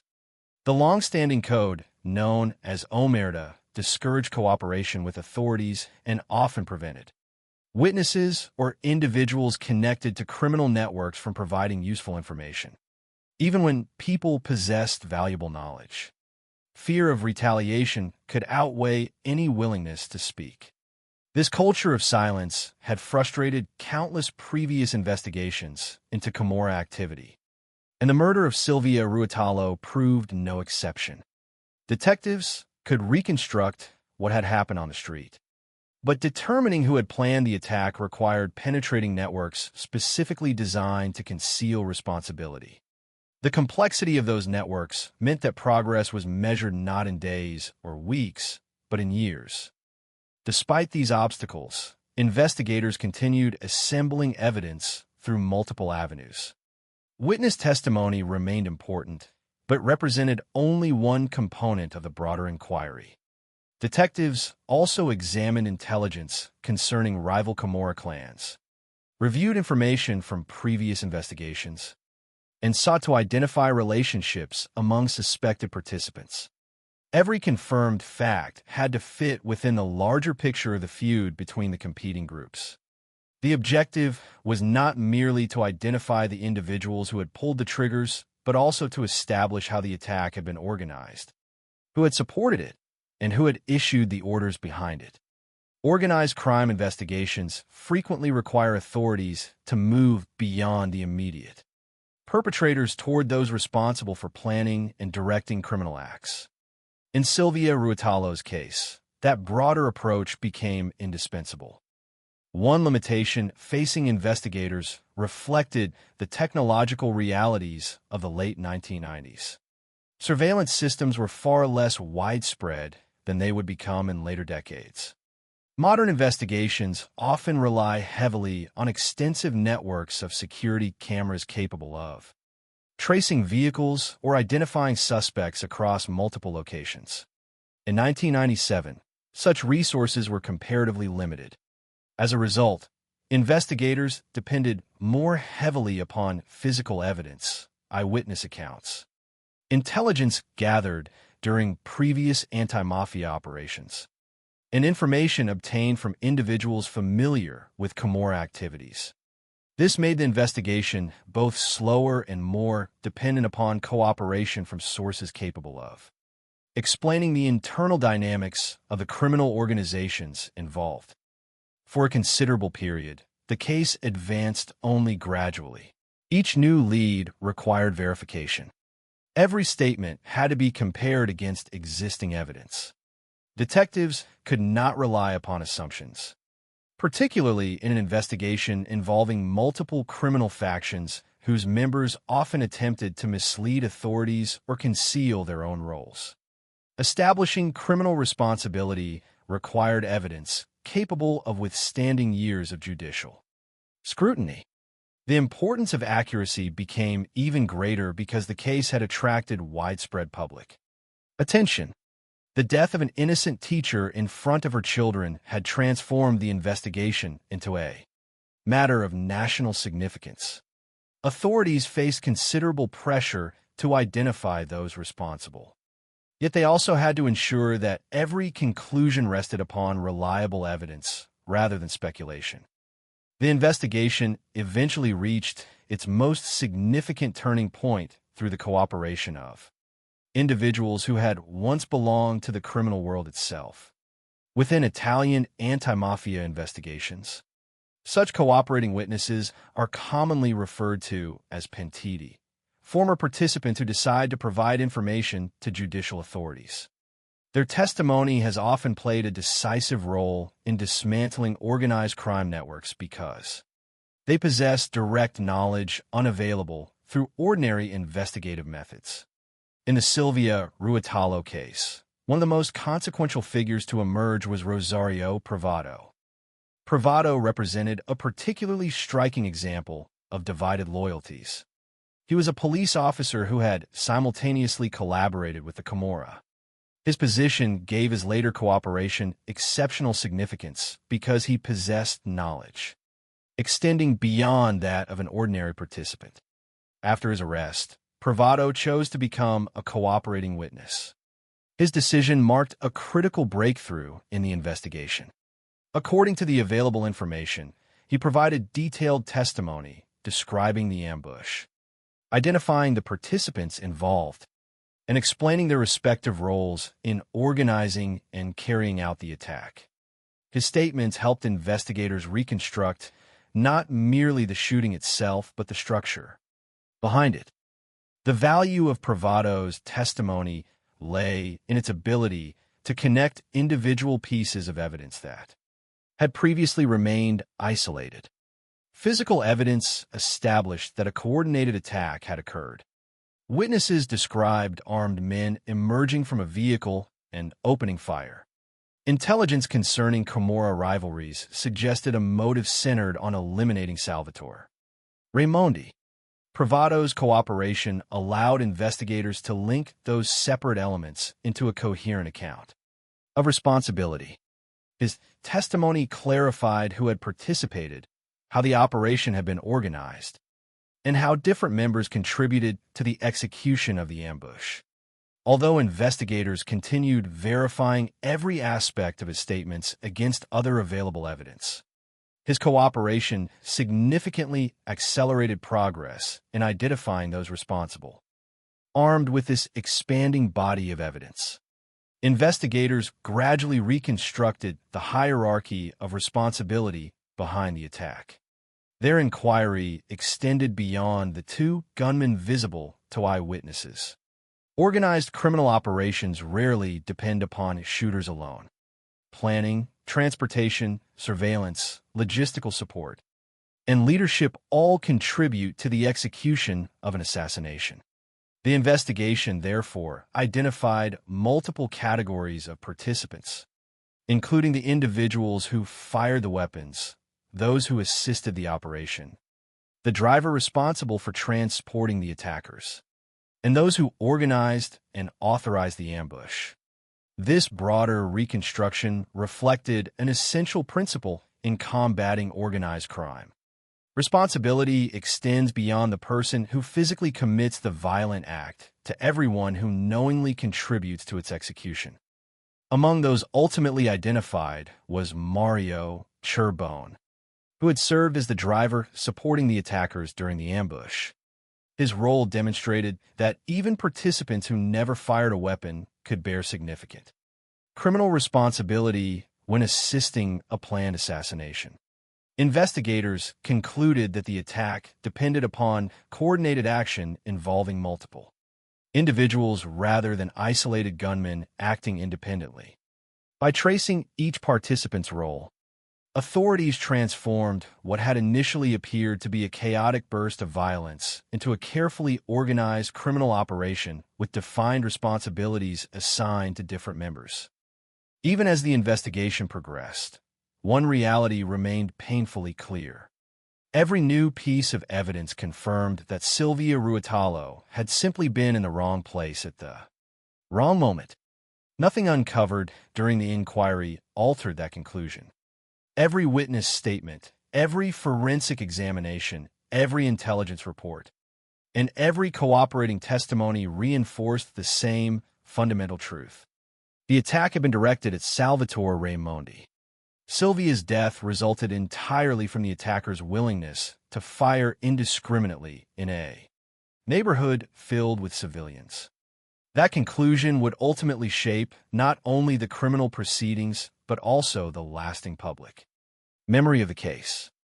The investigation into Silvia Ruotolo's murder became more than an effort to solve a single homicide. It became a demonstration of the extraordinary challenges involved in confronting organized crime. Detectives faced secretive criminal structures, a culture of silence, limited technological resources, and a case that demanded meticulous accuracy because of its public significance. Progress came slowly, requiring years of persistence rather than dramatic breakthroughs achieved overnight. Yet step by step, investigators transformed scattered shell casings, damaged buildings, witness recollections, and the testimony of cooperating insiders into a comprehensive understanding of one of Naples' most tragic Camorra-related crimes. By the time the investigation reached its mature stage, authorities had identified not only how the ambush unfolded, but also the network of individuals responsible for planning, supporting, and executing it. The focus now shifted from investigation to accountability. The evidence collected over years of painstaking work would soon be tested where every major criminal case ultimately arrives, in the courtroom, where prosecutors, defense lawyers, judges, and appeals would determine whether those responsible for the death of Silvia Ruotolo would be held legally accountable for one of Italy's most devastating examples of an innocent civilian caught in the crossfire of organized crime. By the time investigators had reconstructed the ambush on June 11, 1997, the case had evolved far beyond the tragic death of one innocent woman. The physical evidence, witness testimony, intelligence gathered from years of anti-mafia investigations, and the statements provided by cooperating witnesses had gradually revealed the structure behind the attack. Prosecutors were no longer looking only at the men who had opened fire on Solita Aranella. They were examining an organized criminal operation involving multiple participants who each played a specific role in carrying out the attempted assassination of Salvatore Raimondi. The legal proceedings that followed would reflect that complexity, rather than moving swiftly toward a single verdict. The case entered a judicial process that would last for well over a decade, demonstrating both the determination of the Italian justice system to pursue accountability and the extraordinary challenges involved in prosecuting crimes connected to organized criminal organizations. The courtroom became the next battleground. Unlike the violent confrontation on the streets of Naples, however, this battle would be fought with evidence, testimony, legal arguments, procedural reviews, and judicial scrutiny. Every allegation required proof. Every defendant's role had to be examined individually. The prosecution carried the responsibility of demonstrating not only that an organized ambush had taken place, but also precisely how each accused participant contributed to the crime. The investigation had already established an essential fact that remained uncontested throughout the judicial process. Silvia Ruotolo had never been the intended target. The intended victim had been Salvatore Raimondi, a member of a rival Camorra faction. Silvia's death resulted from the attacker's decision to unleash overwhelming gunfire in a crowded residential neighborhood without regard for innocent civilians. That conclusion shaped the legal understanding of the case from the outset. The prosecution did not argue that the attackers specifically sought to kill Silvia. Instead, it argued that those responsible for organizing and carrying out the ambush bore criminal responsibility for every foreseeable consequence of their actions, including the death of an innocent teacher walking home with her young son. Although that principle appears straightforward, transforming it into legally sustainable convictions required years of judicial work. Organized crime prosecutions are rarely simple. Unlike isolated criminal acts committed by a single offender, Camorra operations often involve multiple individuals performing different functions. Some conduct surveillance, others organize logistics, some provide transportation, others carry out the shooting itself. Still others occupy leadership positions that authorize attacks while remaining physically absent from the crime scene. Determining the precise criminal responsibility of each participant, therefore, demanded careful examination of evidence collected throughout the lengthy investigation. As the proceedings progressed, judges were required to evaluate not only forensic findings and witness testimony, but also the detailed statements provided by cooperating witnesses, known in Italy as pentiti. These individuals had once belonged to the criminal environment, but later chose to cooperate with judicial authorities. Their testimony proved especially significant because it helped explain aspects of the operation that could not be reconstructed through physical evidence alone. Among the most important figures in this regard was Rosario Privado. Privado occupied an unusual and deeply troubling position within the investigation. He was not simply associated with the Camorra. He was also a police officer who had collaborated with the criminal organization. His later decision to cooperate with investigators, therefore, carried exceptional weight. After his arrest, Privado provided detailed information concerning the organization of the ambush, the individuals involved, and the specific responsibilities assigned to various participants. His testimony became one of the major turning points in the judicial process. For prosecutors, his statements helped connect evidence accumulated over years of investigation into a coherent narrative explaining how the attack had been planned and executed. For the defense, naturally, such testimony required careful examination and legal challenge.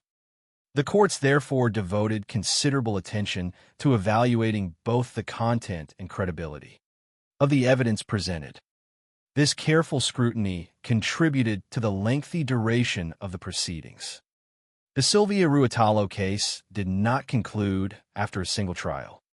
Instead, the judicial process extended over many years and involved multiple stages of litigation. Appeals followed initial decisions. Certain rulings were reviewed. Some proceedings required retrials. Courts repeatedly examined the specific role attributed to each defendant. This extended process reflected neither uncertainty about the tragedy itself nor indifference toward the victim. Rather, it demonstrated the complexity inherent in major organized crime prosecutions. Every conviction needed to withstand the rigorous standards of the Italian judicial system, particularly given the seriousness of the charges and the potential for life imprisonment. Throughout these proceedings, the central facts of the case remained unchanged. The attack had been planned. The intended victim had been Salvatore Raimondi. More than 40 rounds had been fired. The ambush had taken place in broad daylight within a residential neighborhood. Silvia Ruotolo had been killed while returning home with her 5-year-old son. Those facts formed the unchanging foundation upon which every subsequent legal argument rested. One of the defendants whose role received significant judicial attention was Mario Cirbone. Investigators identified Cirbone as the driver who supported the group carrying out the ambush. At first glance, driving a vehicle may appear less significant than firing a weapon. Organized crime investigations, however, recognize that carefully planned operations depend upon coordinated participation by multiple individuals. Transportation is not incidental. The attackers required a vehicle to reach the scene, position themselves effectively, and facilitate the execution of the ambush. Without logistical support, the operation itself could not have unfolded as planned. For that reason, prosecutors argued that Cirbone's participation constituted an integral part of the criminal enterprise rather than peripheral assistance. The courts ultimately agreed. Following the lengthy judicial proceedings and subsequent appeals, Mario Cirbone was sentenced to life imprisonment for his role as the driver supporting the attackers. The sentence reflected an important legal principle. Responsibility for organized criminal violence does not belong solely to the individual who pulls the trigger. Those who knowingly assist, facilitate, or coordinate such operations may bear equally serious criminal responsibility under the law. The proceedings did not stop with Cirbone. Investigators had identified additional participants involved in organizing and executing the ambush. The judicial process therefore continued examining the conduct of the principal members responsible for planning and carrying out the attack. Over time, the courts reached conclusions concerning these individuals as well. The principal participants in the ambush received severe sentences. Several were ultimately sentenced to life imprisonment. These verdicts demonstrated the judiciary's determination to hold accountable not merely isolated gunmen, but the broader criminal operation responsible for the tragedy. The lengthy duration of the proceedings also illustrated another reality about organized crime. Cases. Justice often moves more slowly than public expectation. Immediately after Sylvia's death, many citizens understandably demanded swift accountability. Yet major prosecutions involving criminal organizations cannot rely upon public outrage alone. Evidence must be gathered. Witnesses must be examined. Appeals must be heard. Procedural safeguards must be respected. Each stage consumes time, particularly when multiple defendants challenge the findings against them. In Sylvia Ruotolo's case, that process extended for more than a decade. For the Clemente family, every new hearing meant revisiting the events of June 11, 1997. Each appeal reopened memories that had never truly disappeared. Every procedural review reminded them that although the shooting itself had lasted less than a minute, its legal consequences would shape many years of their lives. Justice in organized crime cases is often measured not only by verdicts, but also by endurance. Families must continue participating in legal proceedings long after the immediate shock has faded. Investigators must defend years of investigative work. Judges must carefully weigh enormous volumes of evidence while remaining faithful to legal standards, rather than emotional pressure. The Sylvia Ruotolo case demanded precisely that level of perseverance. As the years passed and the judgments gradually became final, Italy witnessed something increasingly important. The judicial system had not confined responsibility solely to the visible violence witnessed by residents on Salita, Arenella. Instead, it acknowledged the organized nature of the ambush. The attackers had not acted spontaneously. The shooting had required planning. It required transportation. It required coordination. It required individuals willing to organize, support, and execute a deadly mission. By recognizing those broader layers of responsibility, the courts addressed the crime as an act of organized criminal violence rather than an isolated street shooting. Yet even the heaviest sentences could not erase the central tragedy. The courts could impose life imprisonment. They could identify those responsible. They could acknowledge the suffering caused by the attack. What they could not do was restore what had been taken away. Sylvia Ruotolo would never return to her family. Francesco would never again walk home holding his mother's hand. Alessandra would forever remember looking down from the balcony and seeing her ordinary afternoon transformed into horror within seconds. Lorenzo Clemente would continue living with the absence created by a crime that had nothing to do with his family's own choices. This distinction between legal justice and personal loss became one of the enduring themes surrounding the case. Criminal convictions matter. They establish accountability. They demonstrate that organized violence carries consequences under the law. They reinforce society's rejection of criminal organizations that seek to impose fear upon ordinary citizens. But legal judgments cannot fully repair the human damage created by such crimes. No sentence, regardless of its severity, can restore childhood memories interrupted by violence or replace the presence of a parent lost forever. For many observers, the outcome of the Sylvia Ruotolo trials represented both a success and a reminder of justice's limitations. The success lay in the determination of investigators, prosecutors, and judges who continued pursuing the case despite years of legal complexity. Through persistence, they identified the participants, established their respective responsibilities, and secured convictions against the principal figures involved in the ambush. The limitation lay in a reality no courtroom can overcome. Justice can punish. Justice can acknowledge wrongdoing. Justice can preserve the truth, but justice cannot reverse history. By the conclusion of the judicial process, the legal questions surrounding the ambush had largely been answered. The intended target had been identified. The organized nature of the operation had been established. The principal participants had been convicted. Multiple life sentences had been imposed. The courts had fulfilled their responsibility under the law. Outside the courtroom, however, another chapter had already begun. Sylvia Ruotolo's name had gradually evolved beyond the legal record. She was no longer remembered solely as the victim named in an indictment or the innocent bystander described during trial testimony. She had become a symbol recognized throughout Naples and across Italy, a reminder that organized crime reaches far beyond those who participate in it, touching classrooms, neighborhoods, apartment buildings, and families whose only mistake was living ordinary lives in the shadow of extraordinary violence.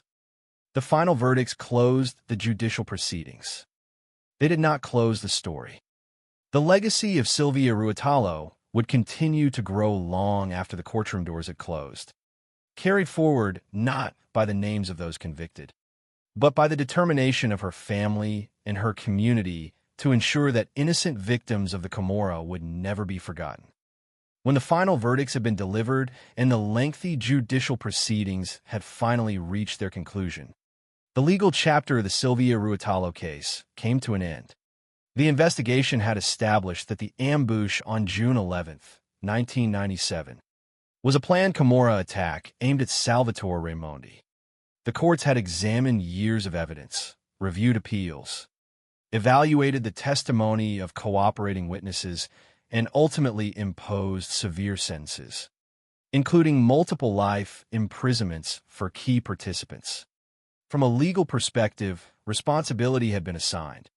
Yet for those closest to Sylvia Ruotolo, no judgment, regardless of its severity, could restore the life that had been taken away on that ordinary afternoon in Naples.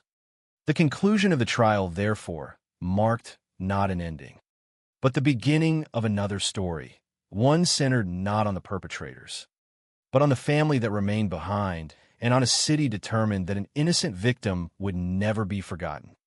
The most immediate and enduring consequences of the tragedy were carried by Sylvia's family. On the day of his shooting, Lorenzo Clementi lost his wife. Their son, Francesco, only 5 years old, witnessed his mother collapse beside him while they were returning home from kindergarten. He had been holding her hand only moments before the bullet struck her. At that age, children understand the world through routine and trust. Parents represent safety, stability, and certainty. The violence that interrupted those ordinary expectations could not be explained by anything within. A child's experience. Although the historical record does not attempt to describe his private thoughts beyond the facts already known, the image of a young boy standing beside his mortally wounded mother became one of the defining symbols of the tragedy. It reminded the public that organized crime does not merely create statistics. It leaves children to grow up carrying memories no child should ever possess. For Alessandra Clementi, the experience was equally devastating, though from a different perspective. 10 years old at the time, she stood on the family's balcony watching for her mother and younger brother to return home.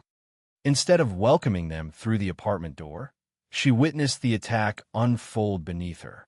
She saw the vehicle arrive. She saw the sudden eruption of violence. She watched her mother fall only a few meters from the entrance to the building. Unable to intervene, she cried out for help as neighbors rushed toward the scene below. The distance between the balcony and the street was measured in only a few floors of an apartment building. Yet in that moment, it became an impossible distance, close enough to see everything, far too far away to change anything.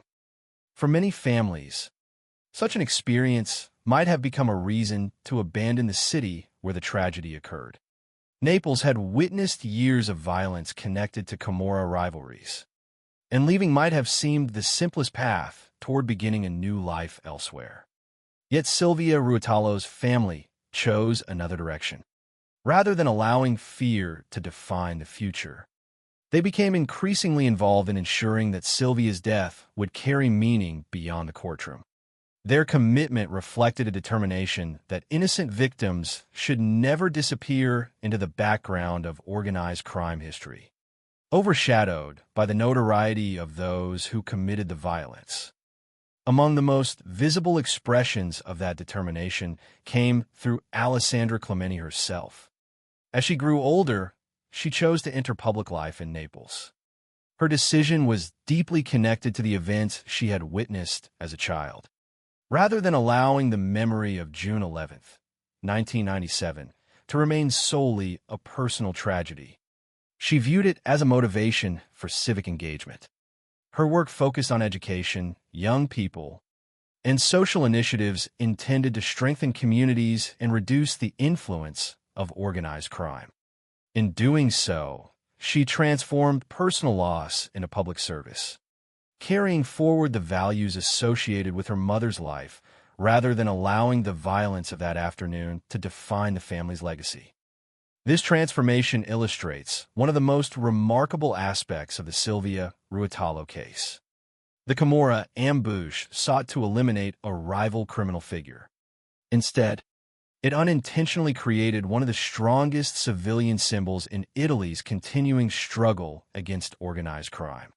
Sylvia herself had never campaigned against the Camorra in any public capacity. She had simply lived the life of a teacher and mother. Yet because her death so clearly demonstrated the indiscriminate consequences of criminal violence, her name came to represent countless innocent citizens placed at risk by conflicts they neither created nor understood. As public awareness of the case grew, Sylvia Ruotolo became widely recognized as one of the most significant innocent victims of the Camorra. This distinction carried profound symbolic importance. Discussions of organized crime often focus on criminal organizations, police operations, notorious gang leaders, or spectacular investigations. The story of Sylvia shifted public attention toward another reality: the ordinary people whose lives are disrupted or destroyed simply because they happen to live in communities where organized crime operates. Her case reminded Italians that the consequences of mafia violence extend beyond the criminal underworld and into classrooms, apartment buildings, schools, and neighborhoods where families are simply trying to live ordinary lives. That symbolic importance soon found expression in public remembrance. In Naples, memorials were established to ensure that Sylvia's story would remain visible to future generations. A memorial and public square were dedicated in the area of Piazza Medigli d'Oro, creating a physical space where residents could remember not only Sylvia Ruotolo herself, but also the broader human cost of organized crime. Memorials serve many purposes. They preserve history, honor victims, and provide places for collective reflection. In Sylvia's case, they also function as reminders that violence once erupted in a neighborhood where children had been returning home from school only moments earlier. The memorial transforms an individual tragedy into a shared civic memory, inviting each new generation to consider the consequences of allowing organized crime to flourish within society. Another lasting expression of Sylvia's legacy emerged through the creation of the Fondazione Sylvia Ruotolo. The foundation was established to support children and young people considered vulnerable to the influence of criminal environments. This mission reflects a powerful reversal of the forces that produced the tragedy. The Camorra seeks influence by shaping communities through fear, intimidation, and criminal opportunity. A foundation dedicated to education and youth development represents the opposite approach. Rather than allowing violence to determine the future of young people, it seeks to provide opportunities that encourage different paths. In this way, Sylvia's name became associated not with the violence that ended her life, but with efforts intended to protect future generations from entering the same destructive cycle. education occupies a particularly meaningful place within this legacy. Sylvia herself had been a teacher. Throughout her professional life, she devoted her work to helping children learn. Although the available historical record does not preserve the details of her classroom or daily teaching methods, the fact of her profession alone gives special significance to initiatives focused on young people. The educational work carried out in her memory reflects continuity rather than coincidence. It extends the values that characterized her life rather than the violence that ended it.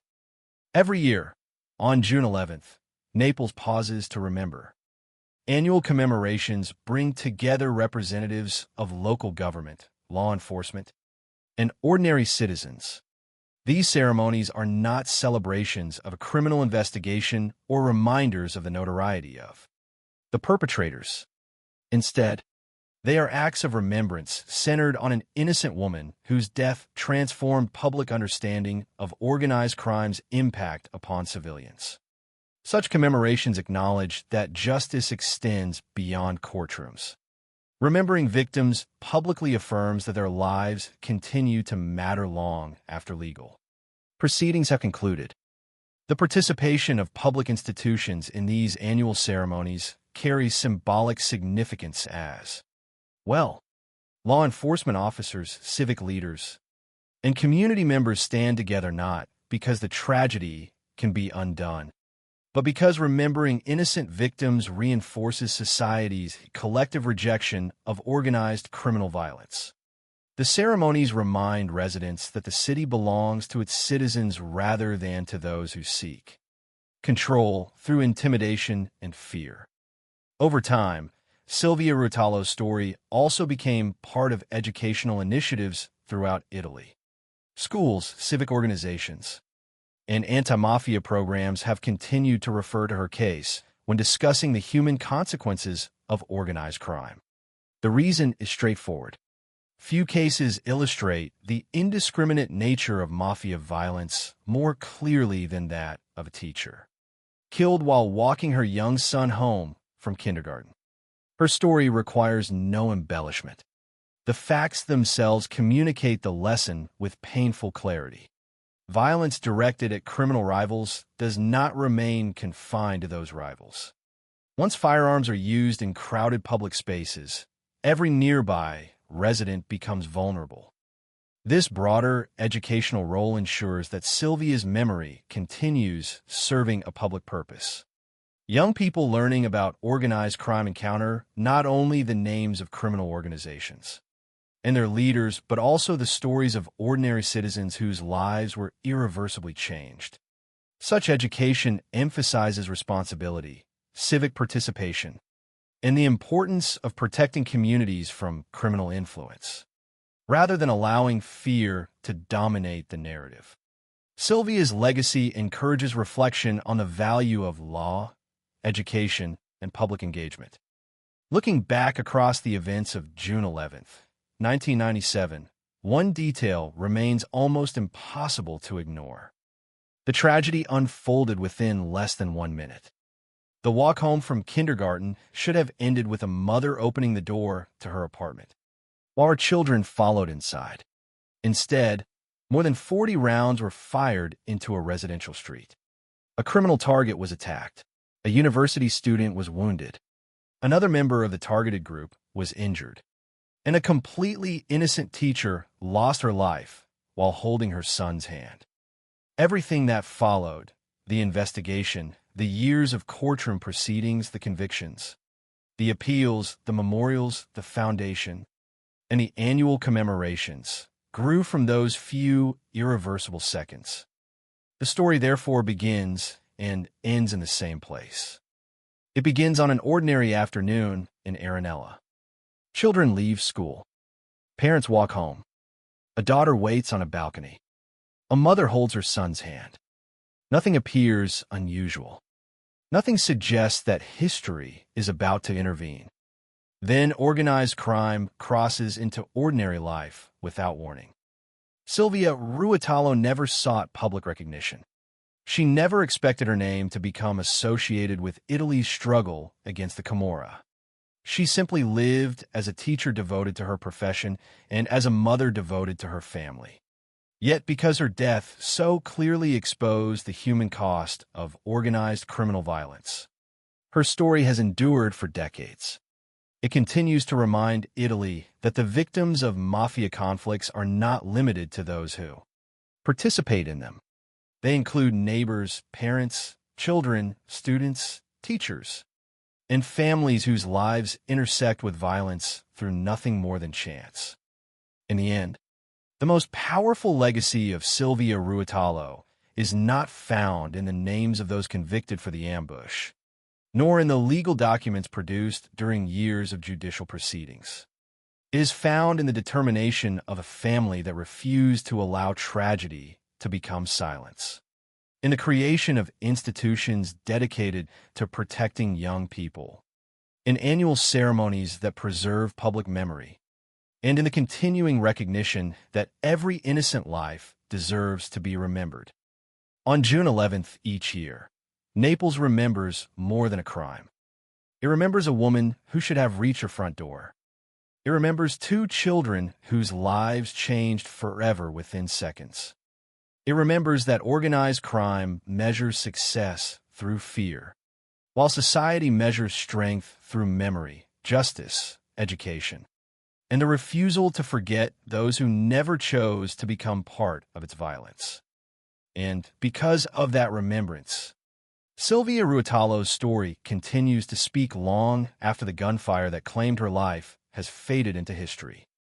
There are true crime cases remembered because of the sophistication of the investigation.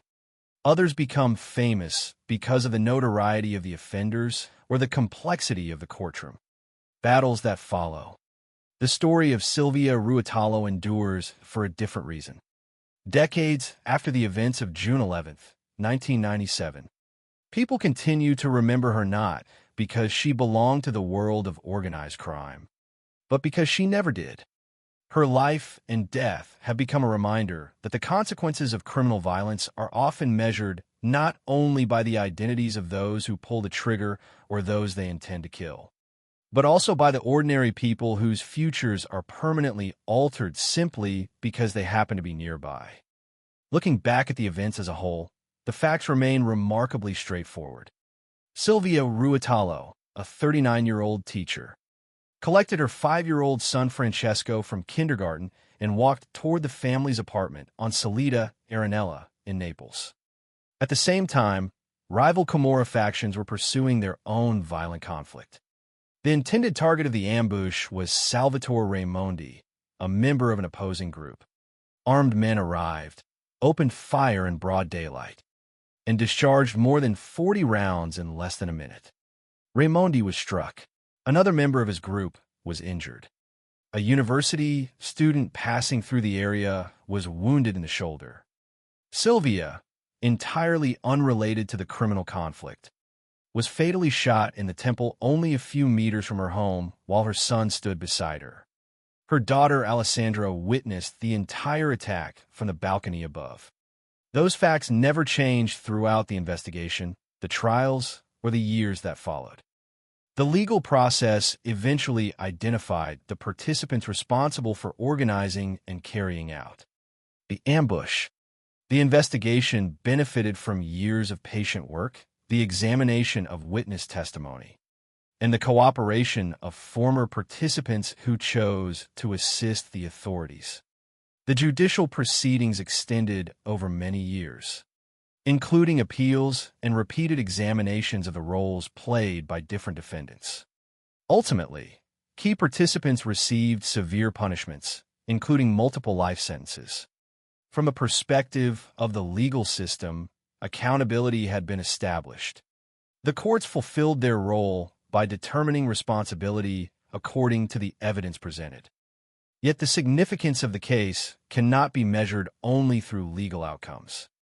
If the story ended with convictions, it would be remembered primarily as another successful organized crime prosecution. Instead, Silvia Ruotolo's name came to represent something much broader. Her death illustrated with devastating clarity that the violence generated by criminal organizations, cannot be contained within the criminal world itself. When armed groups decide to settle disputes in residential neighborhoods, innocent families inevitably become vulnerable. Streets used by parents, children, teachers, students, and shopkeepers can become scenes of extraordinary violence without warning. Sylvia's case forced that reality into public consciousness in a way that statistics alone never could. One reason the story has remained so powerful is its familiarity. Nearly every parent understands the routine of collecting a child from school. Nearly every child is looked out from a window or balcony waiting for a parent to come home.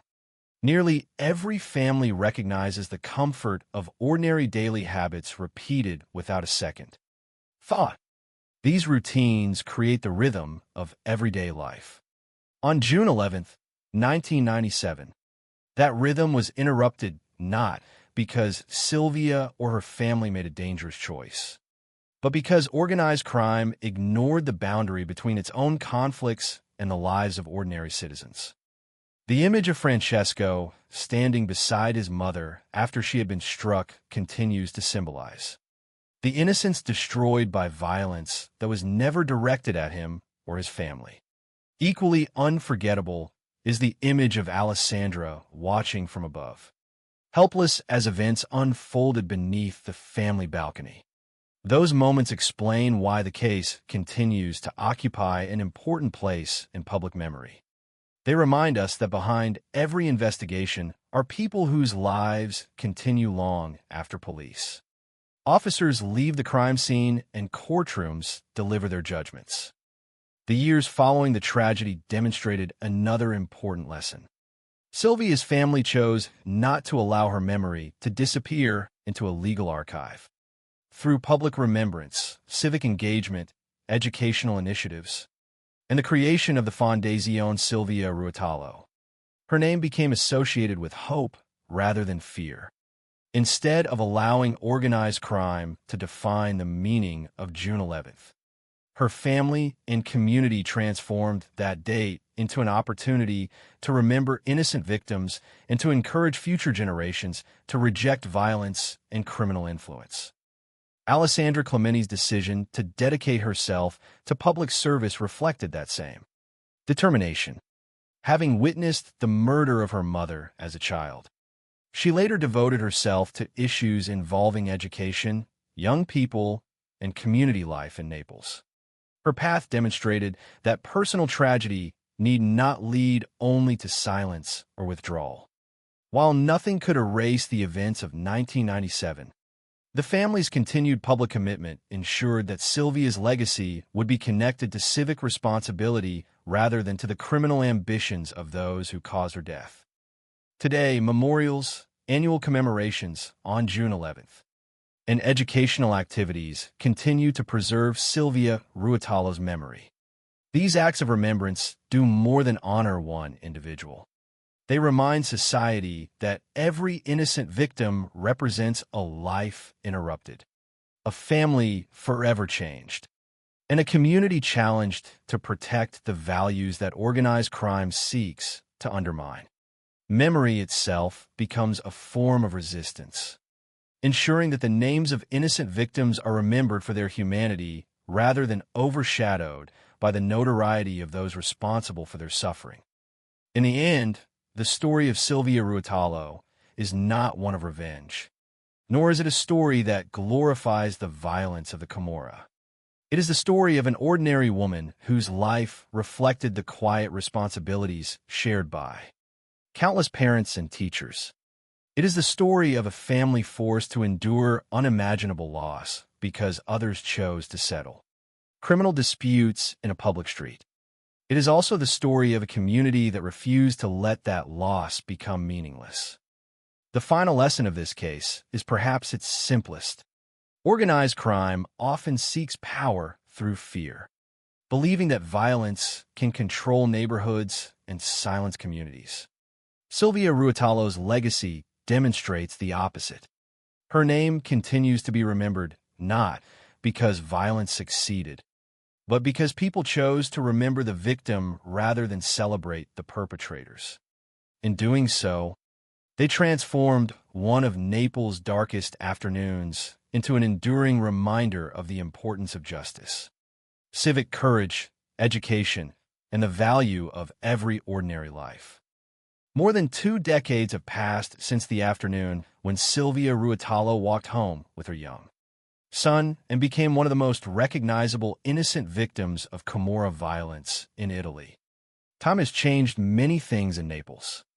The streets where people once lived under the shadow of violent criminal conflicts have continued to evolve. The individuals involved in the attack have faced the consequences of the justice system. The investigation that once occupied the attention of authorities and the public has become part of Italy's wider history of confronting organized crime. Yet one element has remained constant: the memory of Silvia Ruotolo. Her story continues because it represents something larger than a single criminal case. It represents the countless ordinary lives that can be destroyed when organized crime treats public spaces as battlefields. It represents the families who suffer consequences despite having no connection to criminal organizations. It represents the fear experienced by communities where violence can appear suddenly in the middle of everyday life. Most importantly, it represents the importance of remembering those who were never part of the conflict but became victims of it. Silvia Ruotolo was not a person who sought attention. She was not a public figure. She was not involved in political struggles or criminal disputes.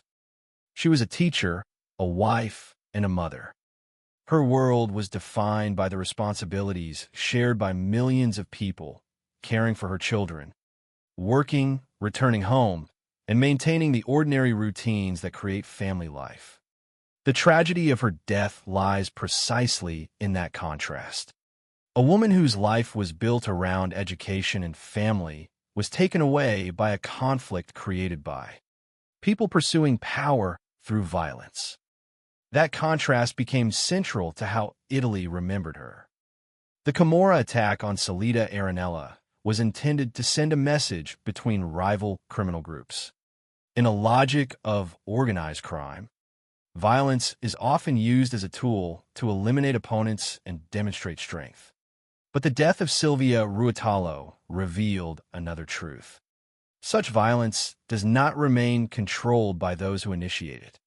Bullets fired during criminal conflicts do not recognize boundaries between enemies and civilians. They do not distinguish between those involved in crime and those simply trying to live their lives. The death of Silvia forced society to confront that reality. For many people in Naples and throughout Italy, her case became a symbol of the invisible victims created by mafia organizations. The names of criminal leaders and violent groups often dominate headlines. But behind every conflict are people who never chose to participate.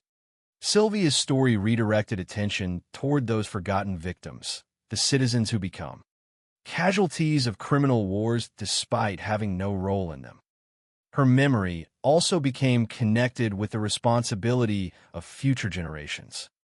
Through the establishment of the Fondazione Silvia Ruotolo, her name became associated with protecting children and young people vulnerable to the influence of criminal environments.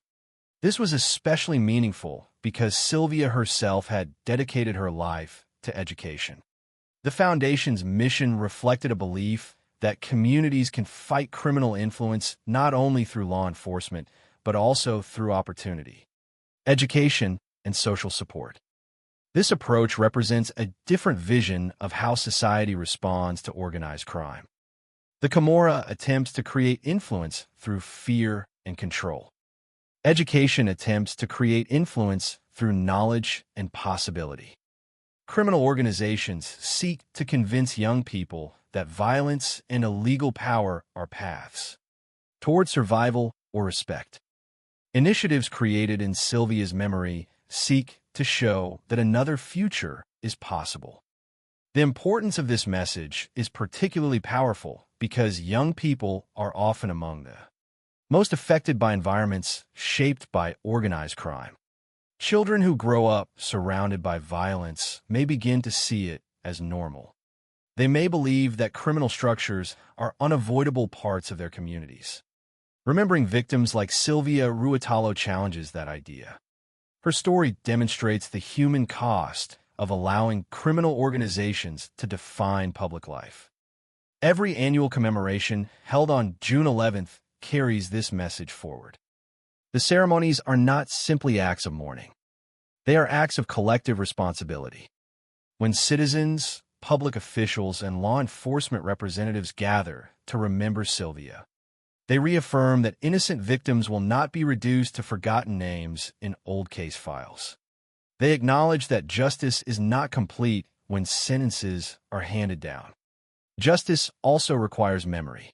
A society that remembers its victims demonstrates that their lives mattered and that the violence committed against them did not erase their existence. The memorial dedicated to Sylvia in Naples serves a similar purpose. A physical place of remembrance transforms an individual tragedy into a shared historical memory. It allows future generations to encounter her name and ask why she is remembered. It creates an opportunity for conversations about organized crime, civic responsibility, and the importance of protecting communities from violence. The most important aspect of such memorials is that they focus attention on the victim rather than the perpetrator. Criminal organizations often create their own mythology. They seek recognition through fear, reputation, and the stories told about their power. Remembering Sylvia changes that narrative. It places attention where it belongs, on the life that was lost and the family that suffered. The story of Sylvia Ruotolo also demonstrates the limits of justice and the necessity of compassion. The convictions achieved after years of investigation were important. They confirmed that those responsible for the ambush could not escape accountability. They demonstrated that even powerful criminal networks could be challenged through persistent investigation and legal action. But no verdict could return Sylvia to her family. No sentence could erase the moment when her children saw her fall. No courtroom could restore the ordinary afternoon that should have ended with a family returning home together. This is a reality shared by many victims of violent crime.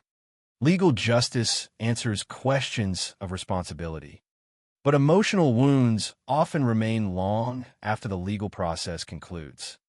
Families continue living with absence. Children continue growing up with memories of what was taken from them.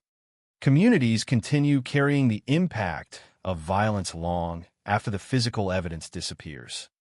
That is why remembrance matters. Remembering Sylvia Ruotolo is not about preserving a moment of tragedy forever.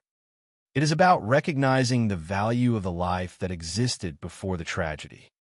Before June 11th, 1997, Sylvia was not known because of the circumstances of her death. She was known by the people closest to her as a mother, a teacher, and a member of her community. The most important part of her story is not the way she died, but the way she lived. Her legacy is built on those aspects of her life. The violence that ended her life lasted less than a minute. The meaning attached to her life has lasted for decades. This is perhaps the greatest contradiction of the case. The attackers intended to create fear and demonstrate power. Instead, their actions produced a lasting symbol of resistance against organized crime. They intended to target one individual.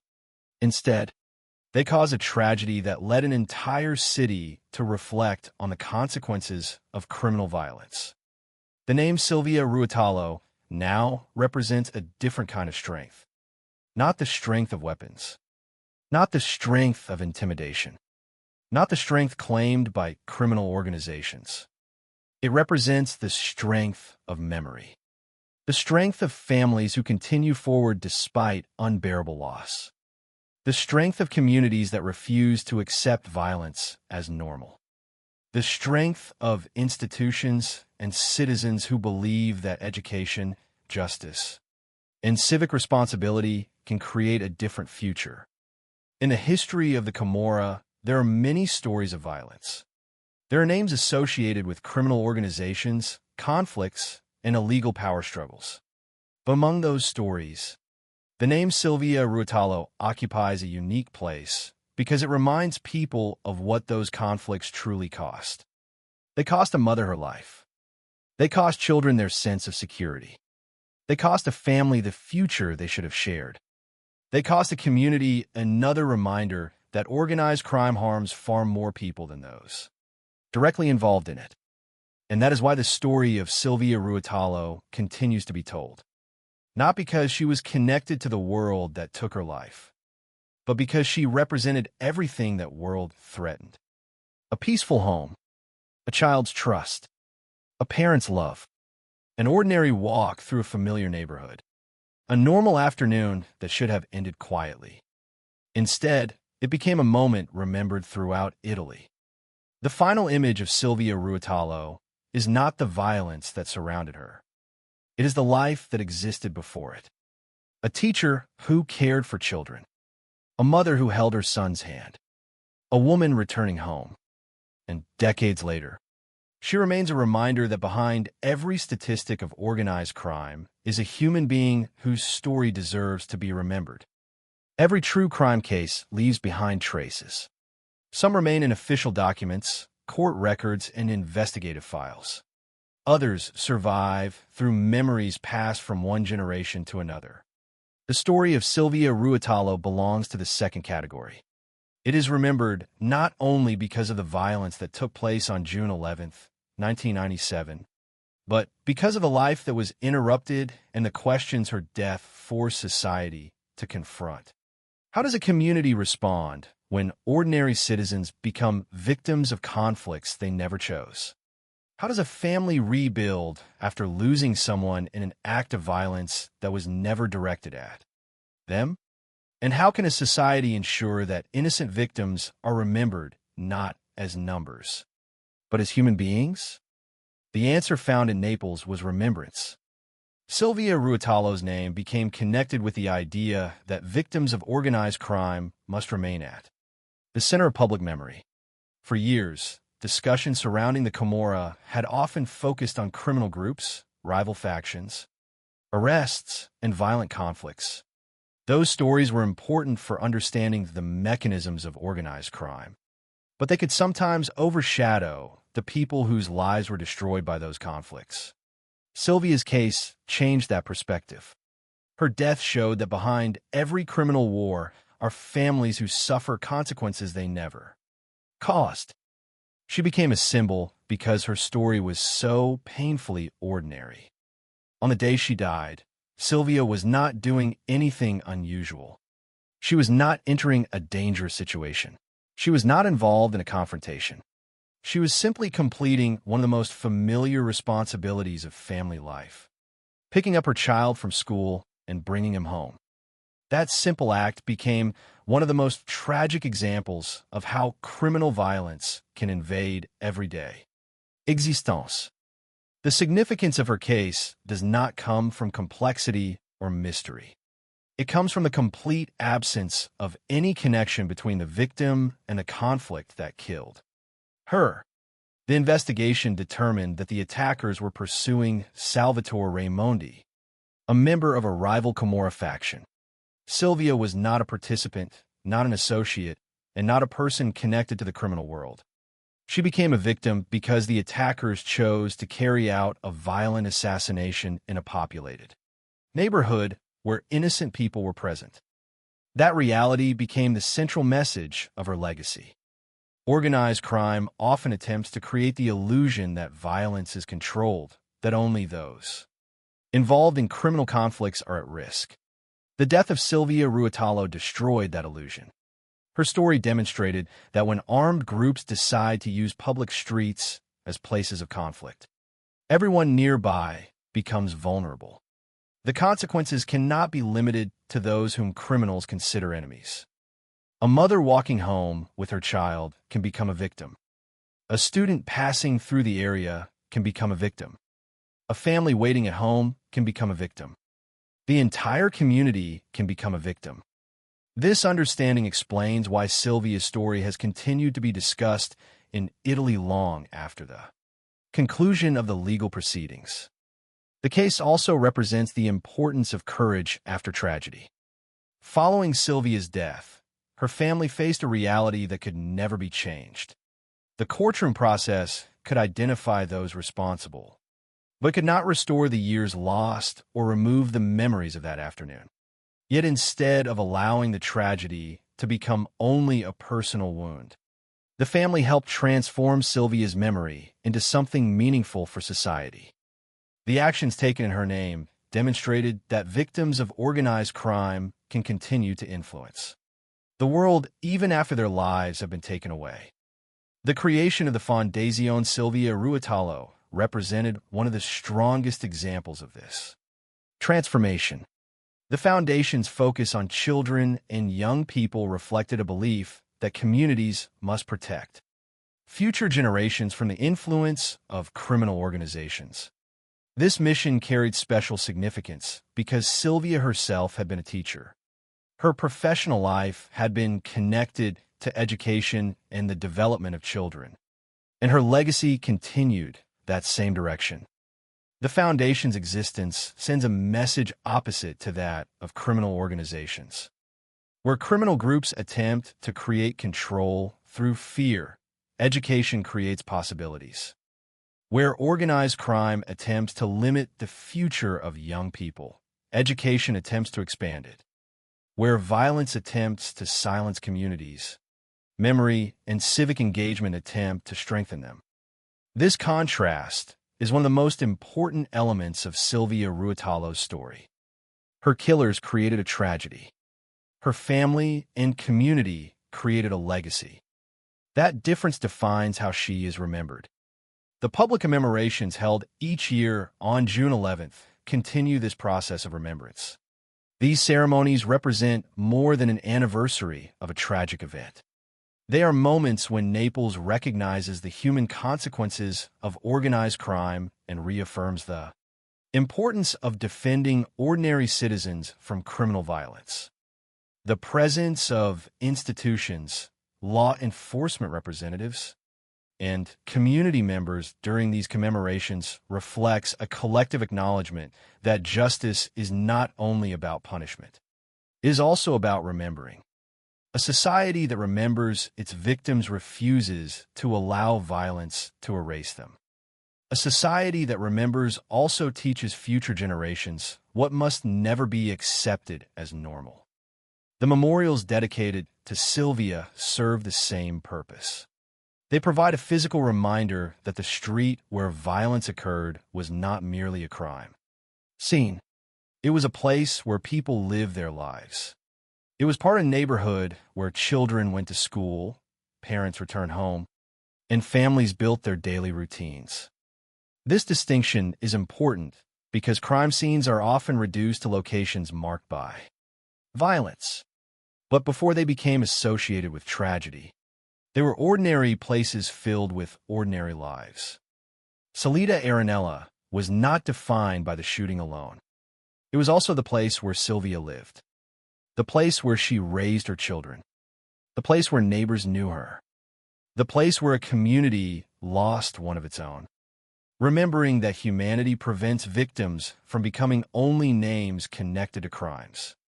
The same principle applies to the way society remembers all innocent victims of organized crime. Each person represents a complete life interrupted. Each person had relationships, responsibilities, hopes, and daily routines. The tragedy of organized crime is not only measured by the moment when violence occurs, but by all the years of life that are taken away afterward. For Sylvia's children, that loss continued long after the sound of gunfire disappeared. Francesco grew up without his mother. Alessandra grew up carrying the memory of seeing her mother killed. Their lives continued, but they continued in a reality created by someone else's violent decision. This is one of the deepest wounds caused by organized crime. Criminal acts often last only moments, but their consequences can continue across generations. A few seconds of violence can change the entire direction of a family's future. The case of Sylvia Ruotolo demonstrates this clearly. The shooting itself lasted less than a minute. The investigation lasted years. The trials lasted more than a decade. The memory continues decades later. Time moves differently for victims and their families. For those responsible, the crime may become a legal case, a conviction, or a historical event. For families, it remains part of their personal history forever. That difference explains why remembrance remains so important. The story of Sylvia Ruotolo is ultimately not a story about the power of the Camorra. It is a story about the consequences of that power. It is not a story about criminals becoming famous. It is a story about refusing to forget those harmed by criminals. It is not a story about fear. It is a story about resilience. The attackers on June 11, 1997, intended to eliminate a rival. Their goal was part of a larger conflict between criminal factions fighting for influence. But history remembers something different. It remembers a teacher who was killed while walking home with her son. It remembers a daughter watching from a balcony. It remembers a family changed forever. It remembers a city that decided her name should represent the fight for a safer future. The tragedy of Sylvia Ruotolo cannot be undone. No memorial can bring her back. No foundation can replace her presence in her family's life. No court decision can erase the pain caused by her death. But memory has its own power. Through memory, Sylvia remains present in the conversations about justice and organized crime. Through education, her story reaches people who were not yet born when the shooting occurred. Through public remembrance, her name continues to represent the innocent lives affected by criminal violence. And through the actions of those who continue her legacy, the final meaning of her story changes. She is no longer remembered only as a victim. She is remembered as a reminder. A reminder that ordinary people deserve protection. A reminder that communities must reject violence. A reminder that education and civic responsibility are essential tools against organized crime. A reminder that every victim has a story beyond the moment of tragedy. The life of Sylvia Ruotolo ended on June 11, 1997, on a street in Naples during a Camorra ambush that was never meant to involve her. But the meaning of her life did not end there. It continued through her children. It continued through her family's determination. It continued through the people who gather each year to remember her. It continued through every young person who learns her story and understands the human cost of organized crime. And it continues because her name represents something that violence could never destroy. The belief that innocent lives matter, that communities can heal, and that even after the darkest moments, memory can become a force for justice and change.